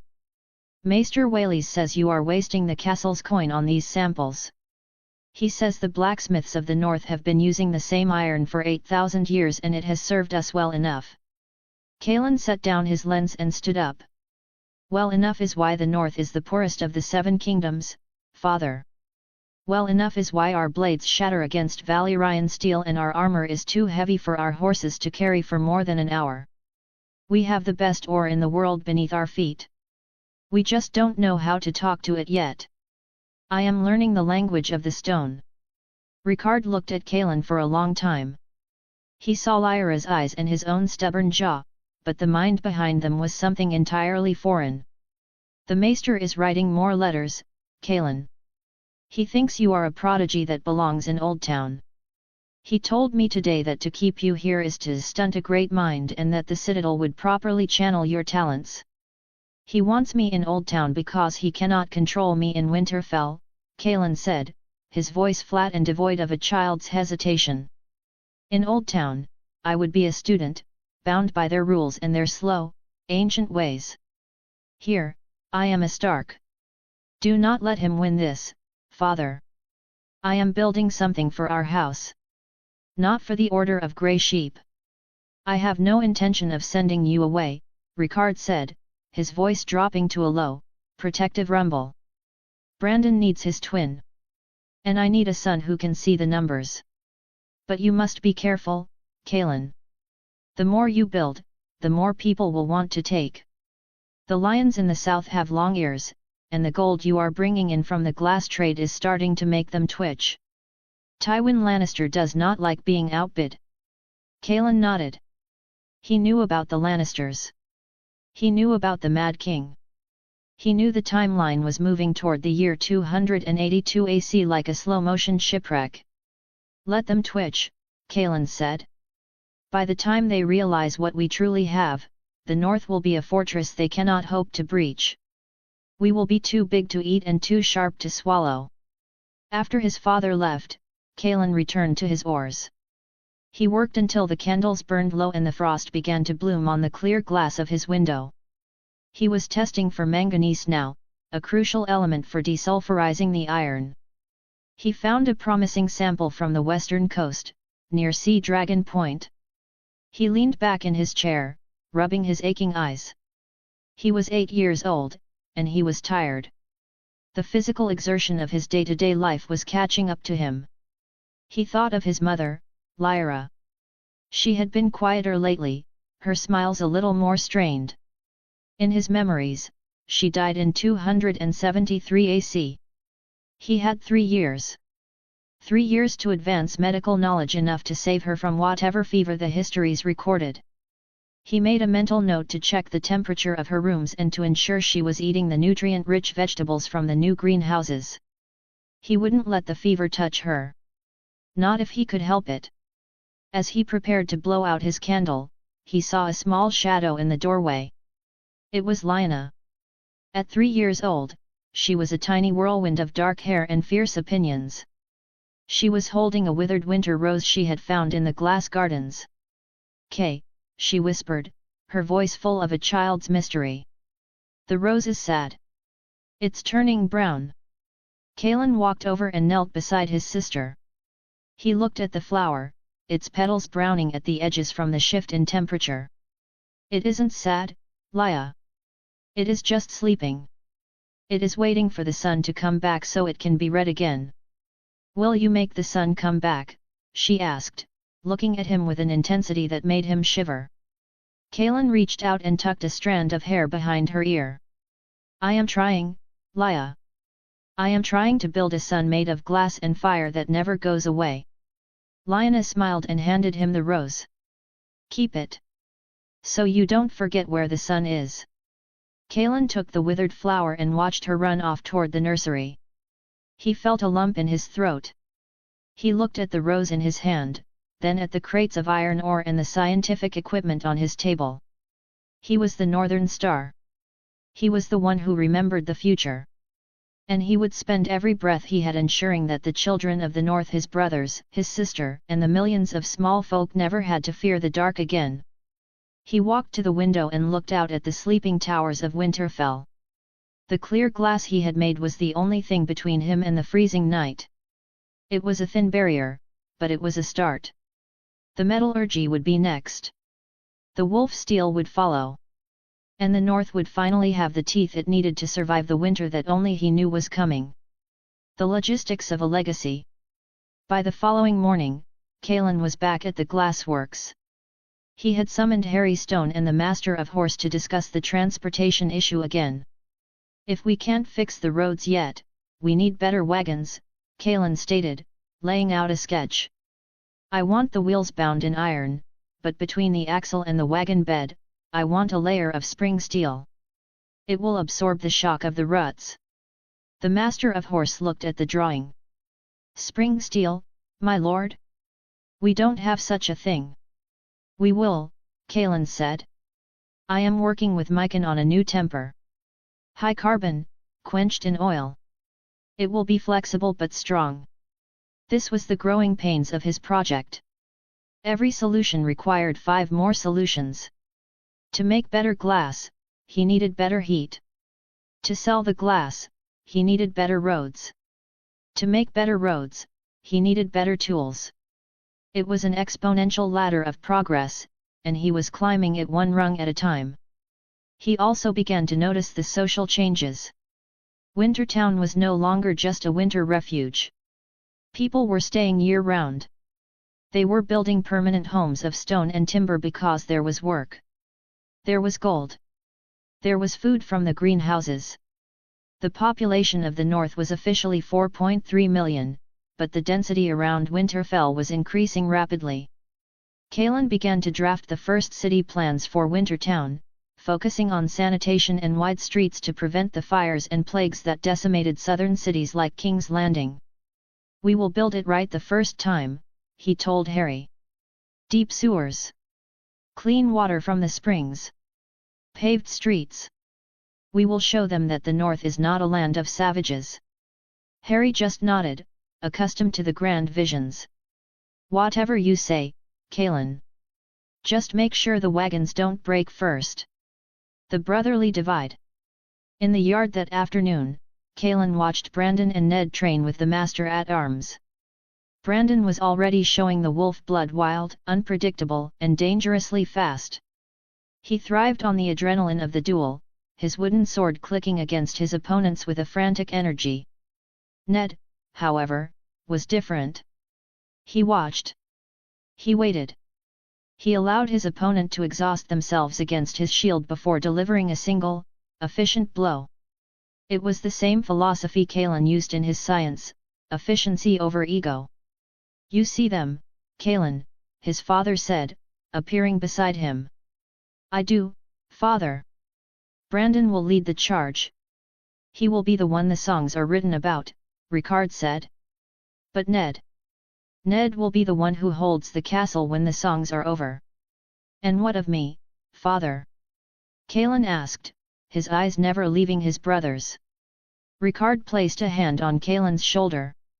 "You are the one who ensures they have a castle to hold. You are the one who writes the music the songs are set to." Kaelen felt a moment of peace. His father understood, at least in part. He wasn't just a second son, he was the foundation. But as he looked across the yard, he saw Maester Whaleys standing on the gallery, his grey robes flapping like the wings of a scavenger. The Maester was watching Brandon with a peculiar intensity. Kaelen knew what the man was thinking. Brandon was impulsive. Brandon was easy to manipulate through his pride and his desire for glory. "I will not let you have him, Whaleys," Kaelen thought. "I will make him so strong, so grounded in the north, that your southern whispers will sound like the buzzing of flies."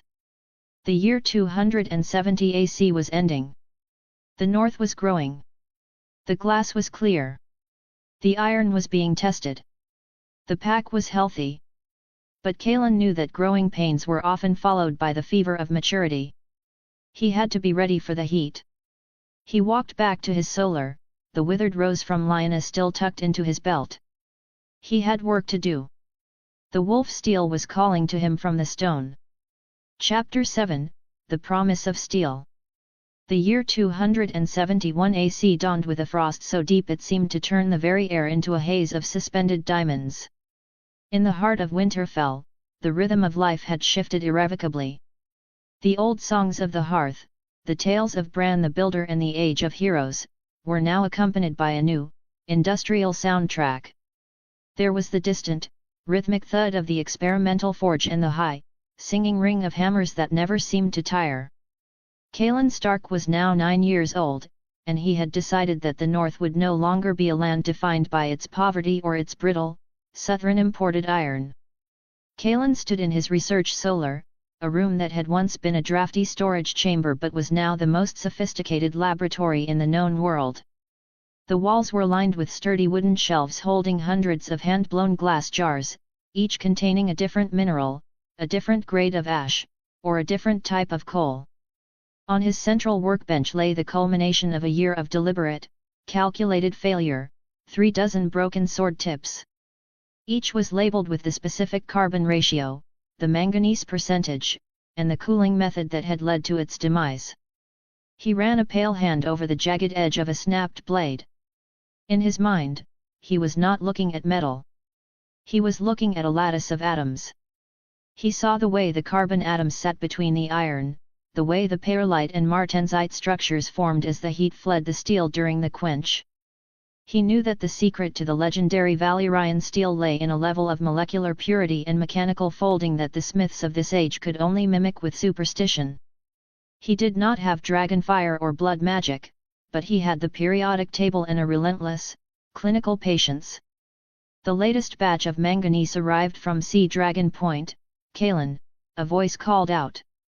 Harry Stone stepped into the room, his face smudged with soot and his hands darkened by charcoal. At 13, Harry was transitioning from a boy into a young man. He was the manager of Kaelen's secrets, the foreman who oversaw the laborers and ensured that the strange recipes the young prince ordered were followed to the letter. Harry carried a heavy leather sack, which he dropped onto the stone floor with a dull, metallic thud. "It is cleaner than the last lot," Harry continued, wiping sweat from his brow despite the chill in the room. "I had the men wash it in the stream twice, just as you ordered. Mycon says he has never seen a stone that makes iron so cooperative. He thinks you are charming the metal." "It is not magic, Harry, it is chemistry," Kaelen said, looking up from his workbench. His green eyes held a sharp, clinical focus that often made older men look away. "Manganese binds with the sulfur. It prevents the steel from becoming hot short. Without it, our blades will always crumble like dry bread when the smith hits them too hard in the forge. This is the key to the strength we need to survive the frost." "You speak as if the metal has a soul that needs to be bargained with," Harry chuckled, though he did not doubt the boy. He had seen Kaelen turn river sand into clear glass. He would follow Kaelen into the depths of the doom itself if the boy asked. "Not a soul, Harry. A structure," Kaelen corrected. He stood up, his white hair catching the pale light from the clear glass window. "Tell the men at the blast furnace to prepare the third crucible. We are going to try a higher concentration of limestone for the flux. I want to pull every trace of phosphorus out of this batch. If the steel is to be worthy of the name Wolf Steel, it must be perfect." As Harry departed to carry out the orders, Kaelen walked to the window. Below in the yard, his brothers were at their usual training. Brandon, now 9½, was practicing with a blunted steel sword for the first time. He was a whirlwind of dark hair and grey eyes, his movements fluid, aggressive, and full of a wild grace. Beside him, Ned, now 8, was practicing his footwork with a wooden shield. Ned was the mirror to Brandon's fire, steady, observant, and possessed of a quiet strength that most people overlooked. Kaelen watched them with a mixture of deep affection and a heavy, shadowed dread. He knew the history that was supposed to happen. He knew the madness that was brewing in the south in the mind of Aerys Targaryen. He knew that in a little over a decade, his family would be called to answer for a crime they did not commit. "I will not let you burn, father," Kaelen thought, his gaze shifting to the great keep. "I will not let you be strangled, Brandon. I am building a north that the dragons cannot melt and the lions cannot break." A movement on the gallery above caught his eye. His mother, Lyra Stark, was standing there, wrapped in a heavy cloak of grey wool and silver fox fur. She was watching him. When their eyes met, she did not smile immediately. Instead, she looked at him with a profound, quiet intensity. She began to walk toward his solar, her boots clicking softly on the stone. When she entered, the room seemed to brighten. She did not speak at first, instead walking to the workbench to examine the broken steel. "You seek the perfect blade," she said softly, her voice like the rustle of leaves in the god's wood. "I seek the blade that will not fail when it is needed most, mother," Kaelen replied. Lyra turned to him, reaching out to tuck a lock of white hair behind his ear. "Your father is a man of the sword, Kaelen. He sees the glass and the gold and he is pleased. He sees the north growing rich and he is proud. But I see you. I see a boy of 9 who has the eyes of a man who has lived 1,000 winters. Why do you push so hard? The winter is not here yet." "The winter is always coming, mother," Kaelen said, quoting the family words with a weight that made Lyra's heart ache. "And when it arrives, it will not care if we were almost ready. It will only care if we survive. I do this so Brandon can be the king he wants to be, and so Ned never has to be alone." Lyra sighed, pulling him into a brief, fierce embrace. "You are so much like me, and yet so different. You have the wolf blood, but it does not make you wild. It makes you relentless. Just remember that even a wolf must sleep. Even the stars must fade when the sun rises. I will remember, Kaelen whispered into her shoulder. She pulled back, her green eyes searching his. Maester Whaleys is worried, Kaelen. He tells your father that you are engaging in dangerous alchemy. He says that the knowledge you seek is the province of the Citadel, and that to pursue it here is an affront to the order. He wants you sent to Old Town. He is afraid of what he cannot control, Kaelen said, his voice turning icy. He wants the north to remain a land of peasants and woodcutters, forever dependent on the south for its tools and its letters. I will not give him that satisfaction. I am a Stark of Winterfell, not a student of the High Towers. Lyra nodded, a sharp, fierce pride glinting in her eyes. Then build your steel, my little wolf. Build it so strong that no fox can ever break it. I will keep your father's ear turned toward the north. In the high tower of the rookery, Maester Whaleys was indeed busy. He sat at his small, cramped desk, the light of a single candle casting long, flickering shadows against the stone walls. Before him lay a fresh sheet of parchment, and his hand hovered over the inkwell. He was a man of the Citadel, a man who believed in order, in tradition, and in the supremacy of the knowledge held by the grey-robed masters of Old Town. The boy, Kaelen Stark, was an affront to everything Whaleys held dear. He began to write, his quill scratching against the parchment with a rhythmic, agitated sound. There were no em-dashes in his prose, only the cold, precise punctuation of a man reporting a disaster. To the conclave of the Citadel, per the hand of Archmaester Theobald. It is with a heavy heart and a growing sense of alarm that I pen this report from Winterfell. My previous missives regarding the second son of Lord Ricard, the boy Kaelen, were perhaps too cautious. I now believe we are facing a phenomenon without precedent in the recorded history of the great houses.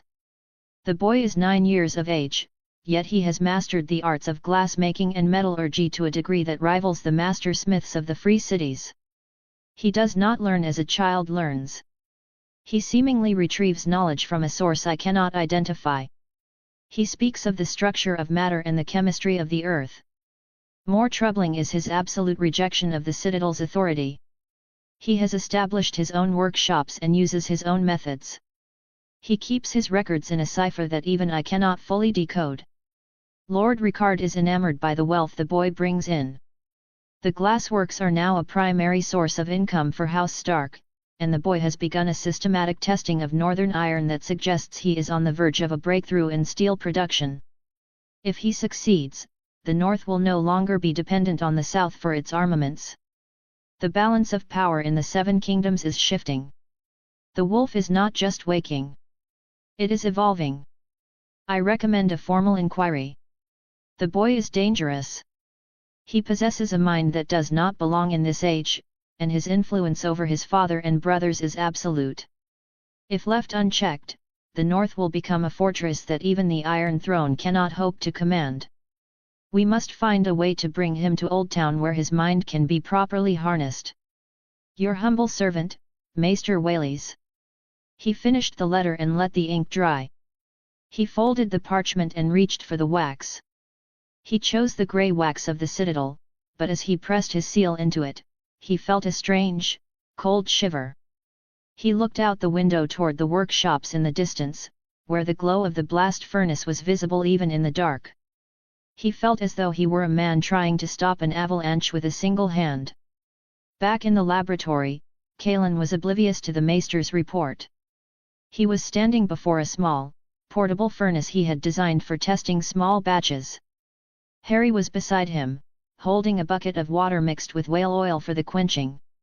"This is batch 42, Kaelen said, his voice barely a whisper. 3% carbon, 0.5% manganese. Annealed for 6 hours at red heat." He pulled a small, glowing ingot from the fire. It was no larger than a man's hand, but it held the hope of a continent. He placed it on the anvil and signaled to Harry. "Hit it," Kaelen commanded. Harry swung a heavy sledgehammer. The sound was not the dull thud of iron or the brittle clack of overcarbonized steel. It was a clear, singing ring that seemed to vibrate through the very stones of the castle. The ingot did not shatter. It did not deform. It sat on the anvil, glowing softly and unyielding. Kaelen picked it up with his tongs and plunged it into the oil. The hiss of steam filled the room, a white cloud that obscured everything for a moment. When the steam cleared, Kaelen pulled the ingot out. It was dark, almost black, but as he wiped away the oil, a silver-grey sheen emerged. He took a common iron dagger from his belt and struck the ingot with all his strength. The iron blade notched and bent. The ingot remained unmarked. "Harry," Kaelen said, a rare, genuine smile breaking across his face. "My lord. Get the men. We are going to build the large crucible. Tomorrow, we forge the first blade." Harry looked at the ingot, then at the 9-year-old boy with white hair. He felt a sense of awe that made his breath catch. He realized then that he was not just working for a lordling. He was participating in the birth of an era. "Wolf steel," Harry whispered. "Wolf steel," Kaelen confirmed. The year 271 AC was ending, and the promise of steel was finally being fulfilled. The north was no longer just a land of snow and stone. It was becoming a land of fire and unyielding strength. And as Kaelen looked out at the frozen world, he knew that the shadows were growing longer, but for the first time, the north had a light that could push them back. He walked to the corner of the room where a small, withered winter rose sat in a glass vase. It was the one Lyanna had given him. He touched a petal. For a moment, he was not a scientist or a prince. He was just a brother, standing guard over a family that did not yet know how much they needed him. The first report had been sent to the south, but the first blade was already in the fire. The game was changing, and Kaelen Stark had already moved his first piece. The night before the forge. As the castle slept, Kaelen found himself unable to rest. He wandered to the nursery, where his younger siblings were tucked away. Lyanna, now 4, was dreaming of horses and roses. Benyon, 3, was curled in a ball. Ned, 8, was awake, staring at the ceiling. "Kaelen," Ned whispered. "Go to sleep, Ned. I heard the ring of the metal today." "It sounded like music," Ned said, sitting up. "Is it finished?" Kaelen sat on the edge of Ned's bed. "Almost. Tomorrow we forge the sword for father." Ned looked at his older brother. "Will I get one?"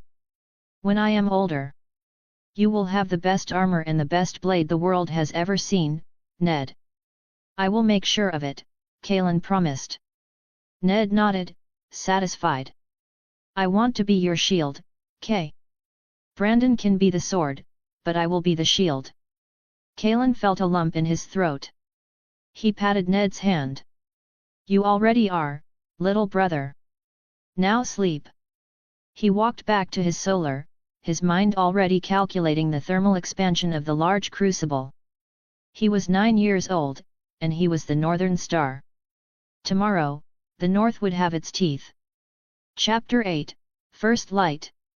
The air inside the experimental forge was a thick, shimmering haze of heat that tasted of charcoal and ozone. Outside, the year 272 AC had brought a blizzard that buried the lower gates of Winterfell in 3 feet of fresh powder, but here, the temperature was a violent defiance of the northern climate. Kaelen Stark, now 10 years of age, stood near the central anvil. His white hair was damp with sweat, clinging to his forehead in pale streaks, while his green eyes were fixed on the large ceramic crucible being drawn from the heart of the blast furnace. This was the culmination of a decade of silent preparation and 3 years of systematic, exhausting failure. Beside him, Mycon, the castle blacksmith, looked like a titan forged from soot and muscle. The man had initially been skeptical of the boy's strange recipes and demanding precision, but the results of the recent test ingots had turned his doubt into a reverent, quiet fear. Mycon handled the long iron tongs with a delicacy usually reserved for a newborn babe as he moved the glowing mass of metal toward the central anvil. "Steady, Mycon," Kaelen said. His voice was calm, carrying the practiced authority of a man who had spent a lifetime in laboratories long before this one. The carbon migration is complete. If we strike too early, the internal lattice will shatter. If we wait too long, the heat bleed will ruin the temper of the core. We must hit the transformation window exactly.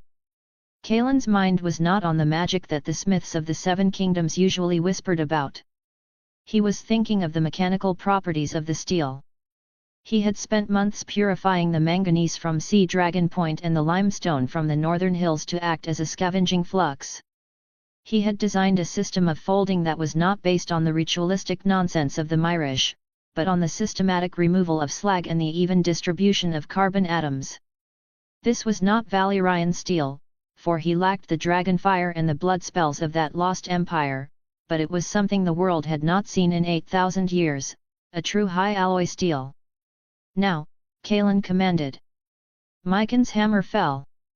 The sound was not the dull, thudding ring of common iron. It was a sharp, crystalline chime that seemed to echo in the very marrow of Kaelen's bones. With every strike, the metal was flattened, folded, and hammered again. Kaelen watched the color of the steel with a clinical intensity. He was not looking for a magical glow, he was looking for the precise shade of cherry red that signaled a temperature of approximately 800 degrees. For hours, the rhythmic dance continued. Kaelen directed the airflow, the placement of the charcoal, and the timing of the folds. He was a boy of 10 directing the most advanced industrial process on the continent. By the time the sun had begun to dip below the horizon, casting long, purple shadows across the snowdrifts outside, the blade had taken its final shape. It was a long sword, simple and elegant. It lacked the ornate carvings of the Sauron blades, but it possessed a dark, smoky luster that seemed to swallow the torchlight. As Mycon plunged the hot steel into a specialized vat of tempered oil and animal fats, the hiss of steam filled the room. It was a white shroud that made the forge feel like a place of ancient myth. Kaelen stepped forward as the steam cleared. Mycon pulled the blade from the oil, wiping it clean with a thick piece of cured leather. The steel was a deep, muted grey, almost black, with subtle, shimmering ripples that looked like the surface of a frozen pond under a winter moon. "It is light," Mycon whispered. His voice was trembling as he handed the hilt to Kaelen. "Too light. It should not be this light and still be steel, my lord. It feels like a toy, yet it looks like death." Kaelen took the sword. The balance was perfect. The point of percussion was exactly where his calculations had placed it. He ran a thumb along the flat of the blade, feeling the terrifyingly smooth surface. In his old life, he would have called this a high-carbon tool steel with chromium-like properties. Here, it was a miracle of the old gods. "It is not light, Mycon," Kaelen said, his eyes reflecting the dying embers of the forge. "It is efficient. Every grain of this steel is doing its job. There is no waste. There is no rot." The testing occurred in the Great Hall an hour later. Kaelen Stark sat in his high seat, his face a mask of stone-cold expectation. To his left stood Brandon, also 10, his eyes wide with a frantic, impulsive excitement. Brandon shifted from foot to foot, his hand already itching to touch the dark metal. To Ricard's right was Ned, 9 years old. Ned's face was solemn and his hands were folded neatly in front of him, his eyes tracing the lines of the sword with quiet wonder. Lina, now 5, sat at her mother's feet, her dark eyes darting between her brothers while little Benyon, 4, watched from the safety of a fur-lined chair. Maester Whaleys stood in the shadows near the hearth, his hand clutching his heavy chain so tightly that his knuckles were white. The air in the hall was heavy with the scent of pine needles, wood smoke, and a sharp, biting anticipation. "Kaelen," Ricard said, his voice a low, commanding rumble. "Mycon tells me you have finished your project. He claims you have found a way to speak to the stone." Kaelen stepped into the center of the hall. He was small for his age, his white hair a stark, ghost-like contrast against the dark furs of his tunic. He held the new blade in both hands, offering the hilt to his father with the reverence of a priest offering a sacrifice. "This is wolf steel, father," Kaelen said. "It is forged from the iron of the Karstarks, the manganese of the west, and the fire of the north. It will not break. It will not dull. And it will never fail a Stark in the dark." Ricard took the sword. He stood up, the sheer weight of his presence filling the room. He felt the balance, a look of genuine surprise flickering across his face. He swung the blade once, a low, singing whistle cutting through the silence of the hall. It moved with a speed that seemed to defy the resistance of the air itself. "It feels like nothing," Ricard murmured. "Like a feather made of shadow." "A sword should be an extension of the arm, not a burden upon it," Kaelen replied. Ricard looked at Mycon, who stood near the door. "Bring the castle-forged blade. The one forged from the iron we bought from the Riverlands last spring." Mycon stepped forward with a heavy, standard-issue longsword, the kind used by the household guards. He placed it across two wooden blocks in the center of the hall. The iron was thick, polished to a mirror shine, and bore the mark of a mastersmith. It was a solid, reliable weapon of the current age. Ricard stepped toward the iron blade. He adjusted his grip on the wolf steel sword, his muscles tensing. Brandon leaned forward, his breath held in his chest, his eyes practically glowing. "Watch," Ricard said. He brought the wolf steel blade down in a single, powerful arc. There was no screech of metal on metal. There was no spray of sparks or the jarring shock of an impact. There was only a sharp, clean clack. The Riverland's blade had been severed. The top half of the iron sword spun through the air, clattering loudly against the stone floor until it came to rest near the feet of the guards. The bottom half remained on the blocks, the cut so smooth it looked as though the metal had been made of soft clay. Ricard looked at the wolf steel in his hand. The edge was perfect. There was not a single notch, not a single scratch on the dark, rippled surface. He touched the edge with his thumb and drew blood instantly. "By the gods," Brandon whispered, his voice full of a sudden, desperate longing. Can I have one? When do I get mine?" Ricard did not answer his eldest son. He was staring at Kaelen. He saw the 10-year-old boy, but he also saw the strategic shift that this steel represented.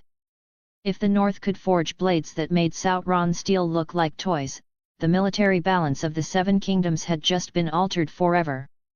The North would no longer be the poor, distant relation, it would be the forge of the world. "This stays within the North," Ricard said, his voice dropping to an icy, authoritative whisper. "Every blade forged with this method is to be recorded in the master ledger. No ingot is to leave Winterfell without my personal seal and your supervision, Kaelen. We will not arm our enemies with the tools of our own strength." "I understand, father," Kaelen said. "The knowledge is the fortress. The steel is the gate." Ned walked over to the severed iron blade, picking up the fallen half. He ran his finger over the cut surface, his expression one of quiet, soulful awe. "It is so smooth, Kaelen. It does not even feel like it was hit by a hammer. It feels like it was unmade." Lyra Stark, who had been watching from her chair with a mixture of pride and a mother's lingering worry, stood up and walked to Kaelen. She placed a hand on his shoulder, her touch warm and grounding. She did not look at the sword, she looked at the dark circles under Kaelen's eyes and the unnatural paleness of his skin. "You have done a great thing, Kaelen," she said softly. "But you look as though you have walked from Winterfell to the wall and back. You have spent your strength on the fire. You must rest now. The steel will still be here in the morning."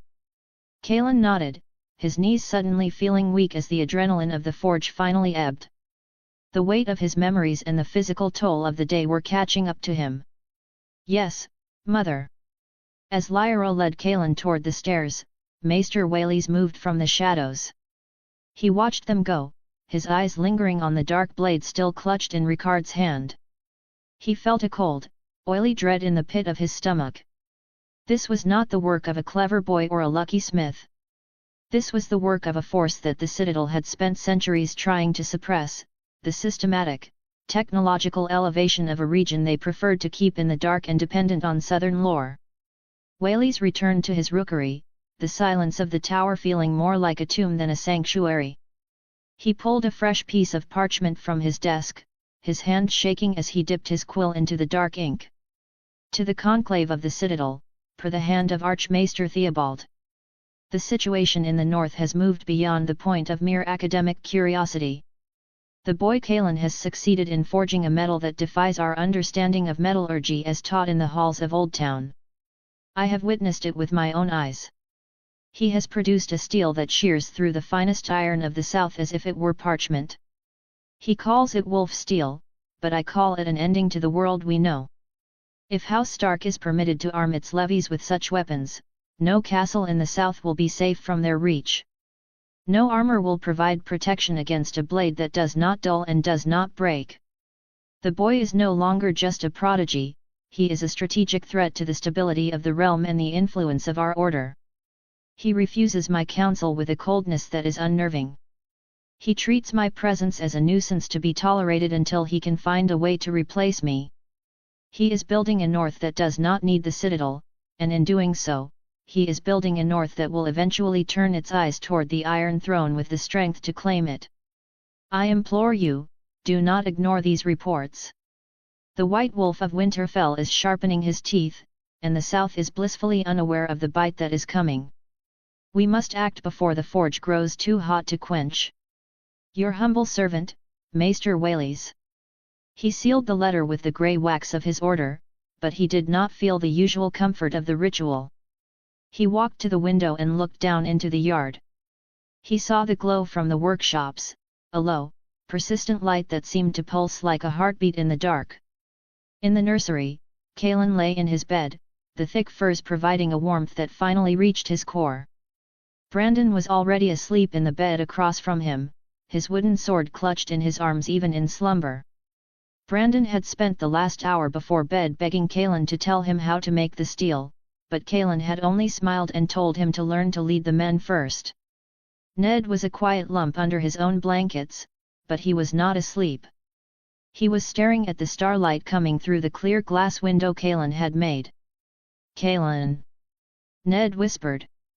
"Go to sleep, Ned. I heard the ring of the metal today." "It sounded like music," Ned said, sitting up. "It sounded like the world was changing." "Is it finished?" Kaelen sat on the edge of Ned's bed. He looked at his younger brother, the boy who would one day be the Lord of Moat Kaelen and the gatekeeper of the North. "The sword is finished, Ned. But the world is just beginning to change. Tomorrow we forge the second blade for you." Ned looked at his older brother, his grey eyes wide. "For me? But I am the third son." "You are a Stark," Kaelen said firmly. "And you will be the shield that protects the heart of the North. You will have the best armor and the best blade the world has ever seen. I will make sure of it." Ned nodded, satisfied. "I want to be your shield, Kay. Brandon can be the sword, but I will be the shield that stands beside you." Kaelen felt a lump in his throat. He patted Ned's hand, his fingers feeling the small calluses from the wooden shield practice. "You already are, little brother. Now sleep. We have much to do when the sun rises." He walked back to his own bed, his mind already calculating the thermal expansion of the larger crucibles he would need for the Winter Guard's equipment. He was 10 years old, and he was the Northern Star. He carried the weight of 1,000 futures in his head, but for the first time, he felt as though the North finally had the teeth it needed to bite back. He looked at the clear glass window. The blizzard was still raging outside, the wind howling against the stones, but inside, the room was warm. The glass held the heat in, and the steel sat in the great hall, ready for the dawn. The foundation was complete. The transformation was no longer a dream, it was a physical reality of dark, rippled steel. Kaelen closed his eyes, drifting into a dreamless sleep, prepared for the next step in the revolution he had begun. Chapter 9, The Green Revolution. The year 273 AC was a year of binary extremes, a year defined by the soaring triumph of the North's rebirth and the crushing, hollow silence of a family's heart being torn asunder. It was the year Kaelen Stark turned 11, and it was the year he learned that even the scientific knowledge of 10 billion years could not bribe the stranger when he came to claim a debt. The spring thaw had been generous, leaving the soil of the North dark, moist, and ready for a transformation that would change the destiny of 4 million souls. Kaelen stood at the edge of the experimental fields just outside the walls of Winterfell, his white hair whipping in the cool morning breeze. Beside him, Rickard Stark stood with his arms crossed over his chest, his eyes fixed on the strange, orderly rows of greenery that defied the ancient, haphazard traditions of northern farming. At 11 years old, Kaelen stood nearly as tall as his father's shoulder, his stature reflecting the improved nutrition he had introduced to the castle's kitchens. "You call it the four-field system," Rickard said, his voice a low rumble. "The lords are skeptical, Kaelen. They say leaving a field fallow is the only way to let the earth rest. They say planting clover and turnips is a waste of good soil that should be for wheat." Kaelen looked at the vibrant green of the clover, his mind seeing the microscopic dance of nitrogen-fixing bacteria in the root nodules. "The earth does not need to rest, father. It needs to be fed. The wheat and the barley take the strength from the ground, but the clover and the turnips give it back. It is a cycle of renewal, not exhaustion. In my calculations, this method will increase our yields by 30% in the first harvest alone. Furthermore, the turnips will feed our livestock through the winter, meaning we do not have to slaughter half our herds when the first snow falls." He knelt, digging his fingers into the rich, dark loam. It felt alive, teeming with the potential he had unlocked through controlled irrigation and the systematic use of natural fertilizers. "But it is not just the crops, father. Look at the plough." He pointed to a heavy iron plough resting at the end of the furrow. It was a masterpiece of engineering that Kaelen had spent months designing with Harry and Mycon. Unlike the shallow wooden scratches of the traditional northern ploughs, this one featured a curved moldboard made of wolf steel.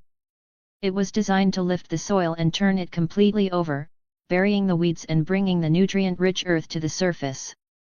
It featured a coulter to cut through the thick northern sod and wheels to ensure a consistent depth. "It requires more oxen to pull," Rickard noted, ever the pragmatist. "It does," Kaelen agreed, standing up and brushing the dirt from his knees.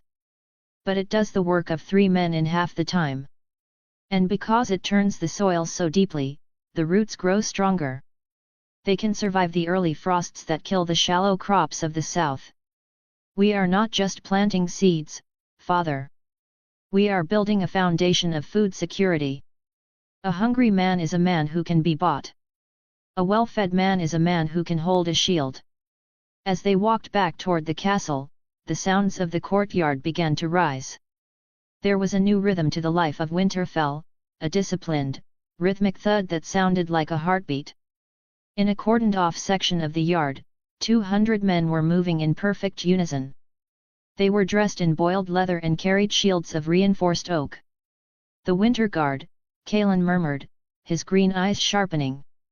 This was his second major project for the year. He had convinced Rickard that the North could no longer rely solely on the seasonal levies of peasants who dropped their scythes to pick up rusted spears. The North needed a professional corps. Harry Stone, now 14 and possessing the broad shoulders of a veteran, was barked orders at the recruits. Brandon, also 11, was in the center of the formation. He was the picture of Stark vitality, his dark hair flying as he moved through the drills with a natural, effortless authority. Beside him, 10-year-old Ned was a quiet, steady presence, ensuring the line held while Brandon sought the glory of the strike. The age gap between the twins and Ned was becoming more apparent in their styles. Brandon was the spear tip, while Ned was becoming the shield wall. "They are too young for war," Rickard said, a hint of sadness in his voice. "I am not preparing them for today's war, father," Kaelen replied. "I am preparing them for the day when the South realizes that the North is no longer their servant." The transformation of the North was happening at a dizzying pace. The glassworks were churning out clear panes for the new, massive greenhouses. The wolf steel was being forged into tools that never dulled. The population was beginning to boom as news of the Stark plenty spread, drawing thousands of small folk from the crowded, hungry lands of the south. Kaelen tracked the numbers with a cold, mathematical precision: 4.3 million souls, and the growth curve was just beginning to climb. But as the north flourished, the light in the great keep began to dim. It started as a cough, a small, persistent sound that echoed in the quiet of Lyra Stark's solar. At first, Maester Whaleys dismissed it as a lingering cold from the winter damp. But Kaelen knew. He watched his mother's face grow paler each day. He saw the way she leaned on the furniture, her breath coming in short, shallow gasps. Pneumonia, Kaelen thought, his heart cold with a frantic, desperate fear. Or perhaps a congestive failure. I have the knowledge of antibiotics, of sterile surgery, of 1,000 cures, and I have none of the tools to make them yet. I am 10 billion years ahead of my time and a single heartbeat away from losing the only person who truly sees me. He spent every spare moment in his laboratory, his mind a feverish blur of chemical equations. He tried to distill the mold of the bread, searching for the elusive penicillin he remembered from the histories. He tried to create a concentrated willowbark extract aspirin to break her fever. He spent nights hunched over his alembics, his white hair disheveled, his eyes bloodshot with exhaustion. Harry found him in the lab 3 days before the end. Kaelen was weeping silently over a failed distillation that had resulted in nothing but bitter, useless sludge.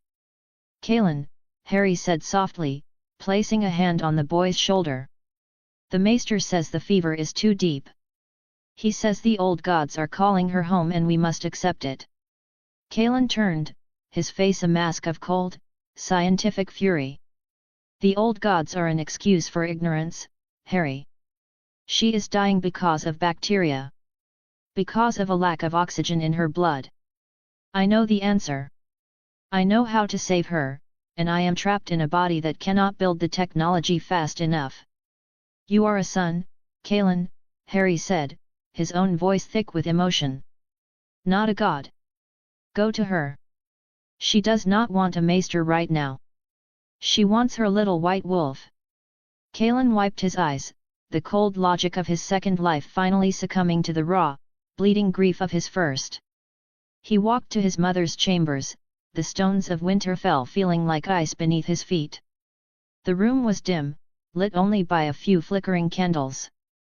The scent of lavender and the metallic tang of illness filled the air.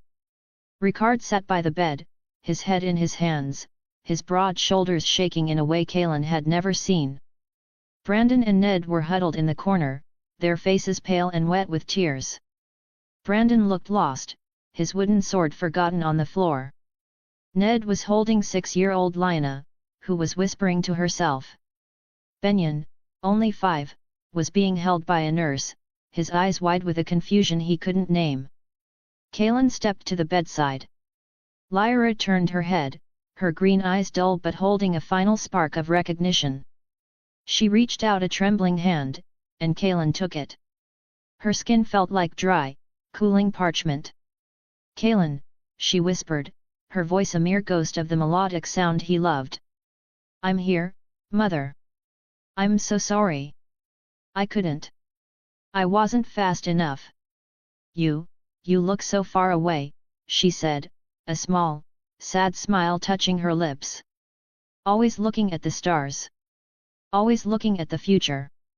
"I was trying to save you," Kaelen choked out. "You saved the North, my little wolf," she said, her grip tightening for a brief, fleeting second. "That is enough. Listen to me. The pack is everything. Brandon is the heart, Ned is the soul, but you are the mind.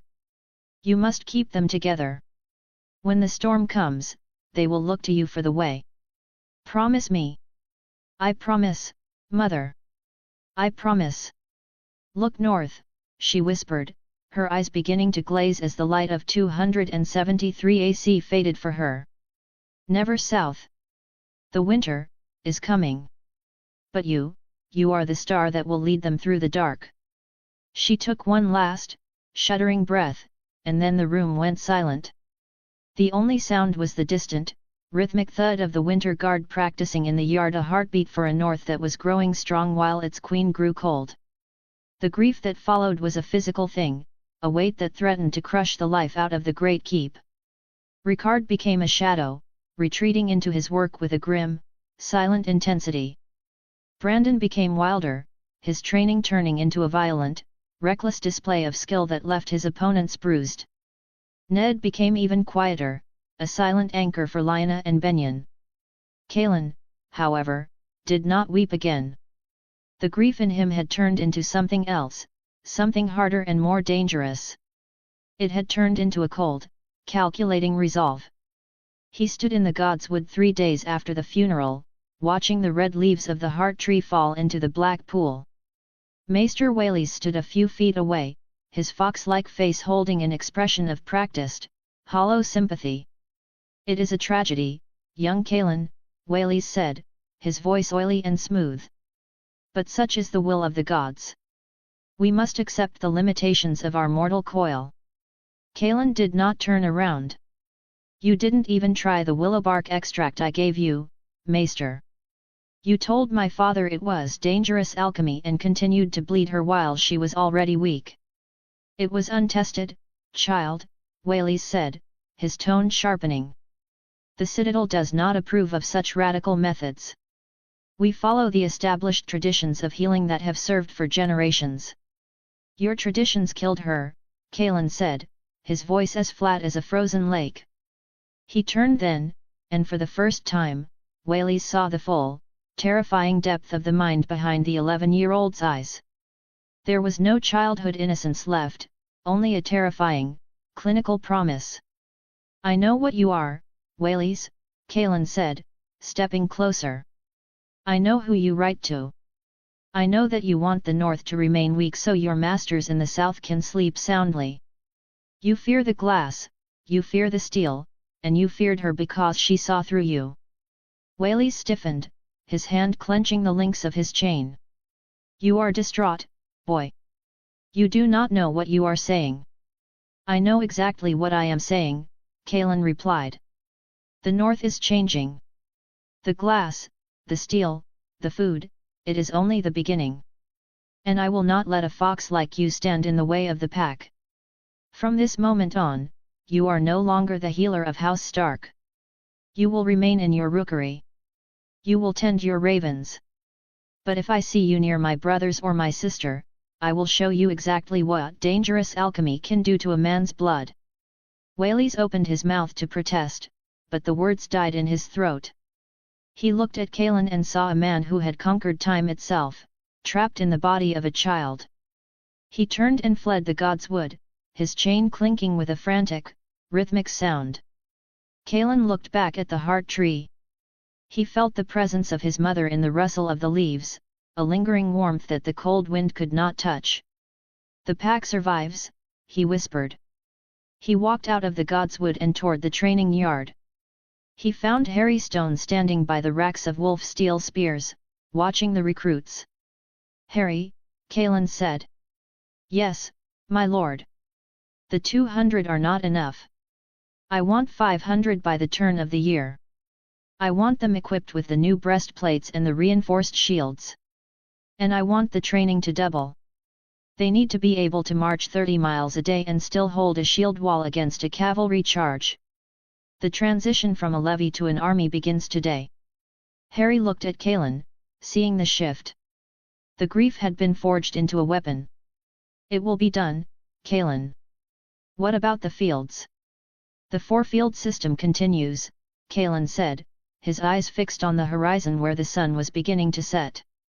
"We will build the granaries. We will fill them until they burst. The North will never be hungry again.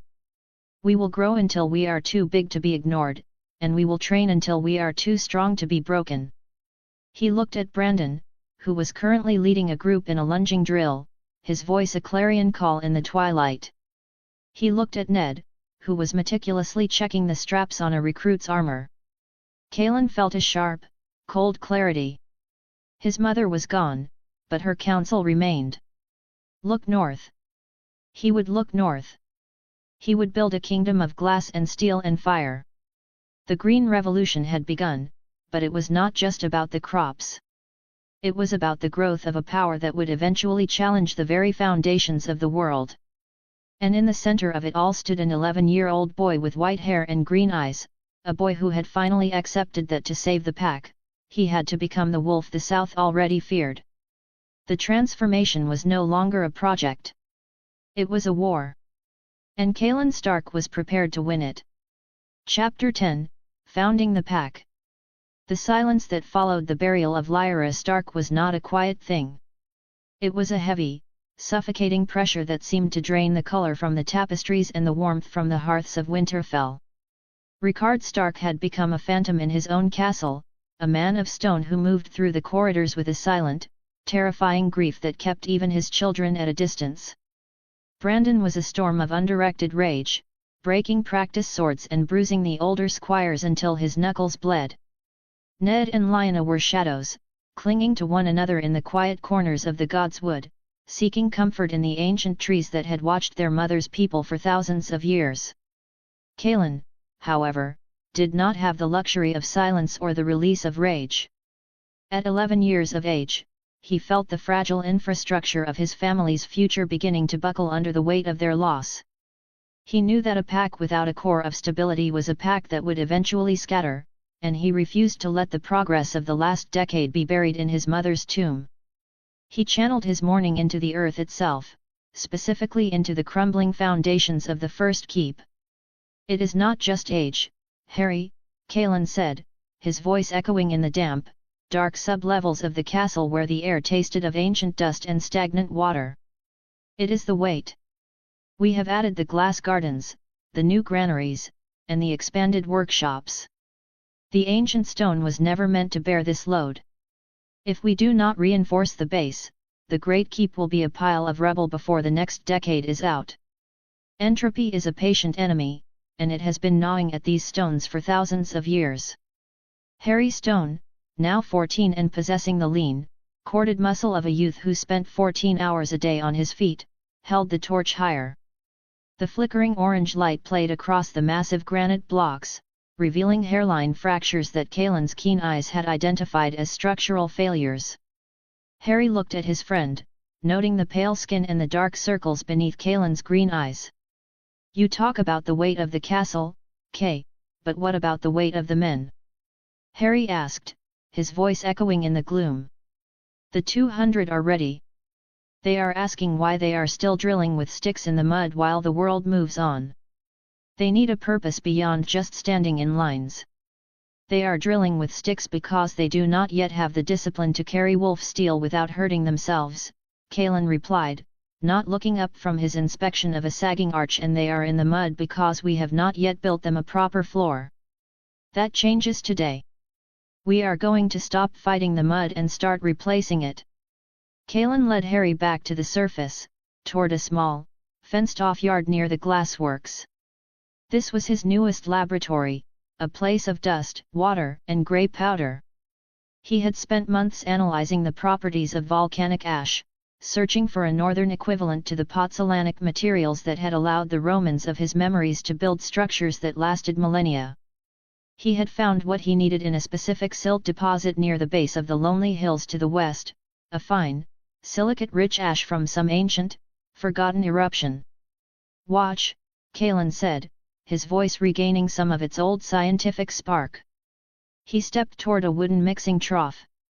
He had prepared the ratios with meticulous care, 1 part quicklime, 2 parts of the volcanic silt, and a measured amount of crushed limestone and water. He began to stir the mixture with a long wooden paddle, his arms straining against the thickening slurry. In his mind, he saw the chemical reaction, the calcium hydroxide reacting with the silicates to form a calcium silicate hydrate binder. "It looks like wet mud, Kaelen," Harry said, skeptical as he watched the grey sludge. "How is this supposed to save a castle that has stood for 8,000 years? Mud dries and cracks when the moisture leaves it, Harry. This undergoes a chemical reaction. It forms a crystalline structure that is effectively man-made stone. And unlike the mortar the maesters use, this will set even under water. In fact, it grows stronger with moisture. It is a binder that does not just hold stones together, it becomes a stone itself. For the next several weeks, Kaelen and Harry, along with a handful of trusted laborers from the glassworks, worked in the bowels of Winterfell. They cleared the dirt from the ancient foundations and poured the grey slurry into wooden forms they had built against the granite. The work was back-breaking, filthy, and conducted in near-total darkness, but Kaelen moved with a clinical, focused energy. He was literally pouring a new foundation for his house, ensuring that the ground beneath his feet would never shift again. While Kaelen worked with the stone, Brandon had finally found a target for his restless, grieving energy. At 11.5, Brandon was already the size of a boy of 15, with a raw, physical charisma that drew the men of the yard to him like moths to a flame. When Kaelen emerged from the sub-levels, his face grey with dust and his clothes stained with lime, he found Brandon standing at the head of the 200 recruits of the Winter Guard. "The Guard is not a hobby, Brandon," Harry Stone was shouting, his voice cracking slightly as he stood his ground against the heir to Winterfell. "You move when I say move. You stand when I say stand. Discipline is the only thing that keeps a line from becoming a slaughter." Brandon laughed, a bright, defiant sound that cut through the gloom of the yard like a torch. "And if I want to charge, Harry? What then? A wolf does not wait for a maester's permission to bite his prey. A wolf that bites alone is a wolf that dies alone." Kaelen's voice rang out, cold and clear as a winter bell. The yard went silent. The 200 recruits, many of them sons of minor northern lords or sturdy freeholders who had come seeking the Starks' new gold, looked at the small, white-haired boy. Kaelen walked into the center of the formation, his green eyes fixed on his twin. The physical difference between them was striking. Brandon was the image of the warrior, dark and broad, while Kaelen looked like a ghost of the past, pale and slight. "You want to charge, Brandon?" Kaelen asked, stepping up to his brother until they were mere inches apart. "Then charge. Take 10 men of your choosing. Harry, take 10 of the others. Stand in a line, shields locked. Brandon, try to break them." The exercise lasted less than a minute. Brandon and his 10 chosen chargers threw themselves at the shield wall with a roar of youthful aggression. But Harry's men had been drilling in the shield wall of the north for months, learning to lean into their shields and brace their feet. They were a single, unyielding line of oak and iron. Brandon's group bounced off them like water hitting a cliff face. Brandon ended up flat on his back in the mud, gasping for air and staring up at the grey sky. Kaelen walked over and looked down at his brother. "The Winter Guard is not an army of heroes, Brandon. It is a machine. It is a wall. If one man breaks to seek his own glory, the pack dies. Do you understand?" Brandon sat up, wiping mud from his face with the back of his hand. He looked at the men standing in the line, their shields overlapping, their faces set in grim masks of discipline. A slow, wolfish grin spread across his face. "A machine," he repeated, his voice dropping an octave. "I like that, Kay. I like that a lot. Teach me how to be the gears." With Brandon's full participation, the founding of the Winter Guard took on a new life. Brandon became the soul of the unit, the one who gave the men the fire to endure the grueling, repetitive drills. He was the one they wanted to impress, the one whose roar of approval made the freezing mornings bearable. Harry Stone became the mind of the guard, the quartermaster, an organizer who tracked every ration, every pair of boots, and every hour of training. Kaelen remained the architect, designing the new equipment that was being forged in the hidden sections of the smithy. He introduced the scutum-style shield, a large, rectangular curve of wood that provided better coverage than the traditional round shields. He designed the Lorica-style breastplates, overlapping bands of wolf steel that allowed for movement while providing unparalleled protection. 200 men, Kaelen mused one evening as he sat with Harry in his research solar. They were reviewing the costs of the new uniforms, which featured boiled leather over thick, dyed wool. It is a start. But by the turn of the decade, I want 5,000. A professional corps that does nothing but train, guard the north, and ensure our laws are more than just words on a scroll. We will need more than just coin for that, Kaelen, Harry said, his quill scratching across a ledger. We will need food. Even with your new plows and the four-field system, we cannot support 5,000 men who do not farm for half the year.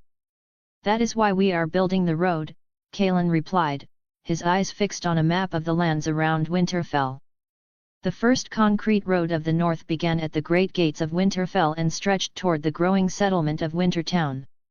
It was only a mile long, but it was a marvel of engineering that drew crowds of baffled small folk every day. Kaelen had the men dig a deep trench, filling it first with large stones for drainage, then a layer of smaller gravel, and finally, a 6-inch cap of the Roman-style concrete he had perfected in the cellar. The transition was immediate and undeniable. Wagons that used to take an hour to struggle through the spring mud now glided along the grey, smooth surface in minutes. The horses did not go lame. The wheels did not break. It was a physical proof of Kaelen's vision, a north that was connected, efficient, and unyielding to the seasons. As the road reached the edge of Wintertown, Kaelen found a small figure waiting for him. It was Ned. At 10 years old, Ned was a quiet, observant child who often felt lost in the wake of Brandon's noise and Kaelen's brilliance. He was holding a small wooden soldier, his grey eyes fixed on the smooth, grey surface of the new road. "Is it magic, Kaelen?" Ned asked softly, his voice barely audible over the wind. Kaelen knelt beside his younger brother, feeling a rare, soft warmth in his chest. He reached out and straightened Ned's cloak. "No, Ned. It is just science. It is taking what the earth gives us and making it stronger. It is the same as the glass and the steel." Ned reached out and touched the concrete. It was cool and hard as the mountains. "Father says you are building a new world. He says the north will be different when I am a man. He says I will have a seat of my own one day. It will be safer, Ned," Kaelen said, his voice dropping to a whisper. "No one will ever have to worry about the mud or the hunger again. No one will be able to take our home because the ground itself will be against them. I promise you that." Ned looked at him, a look of profound, soulful trust in his eyes. "I want to help, Kay. I am not as big as Brandon, and I don't know the numbers like you do, but I can watch. I can see if things are breaking.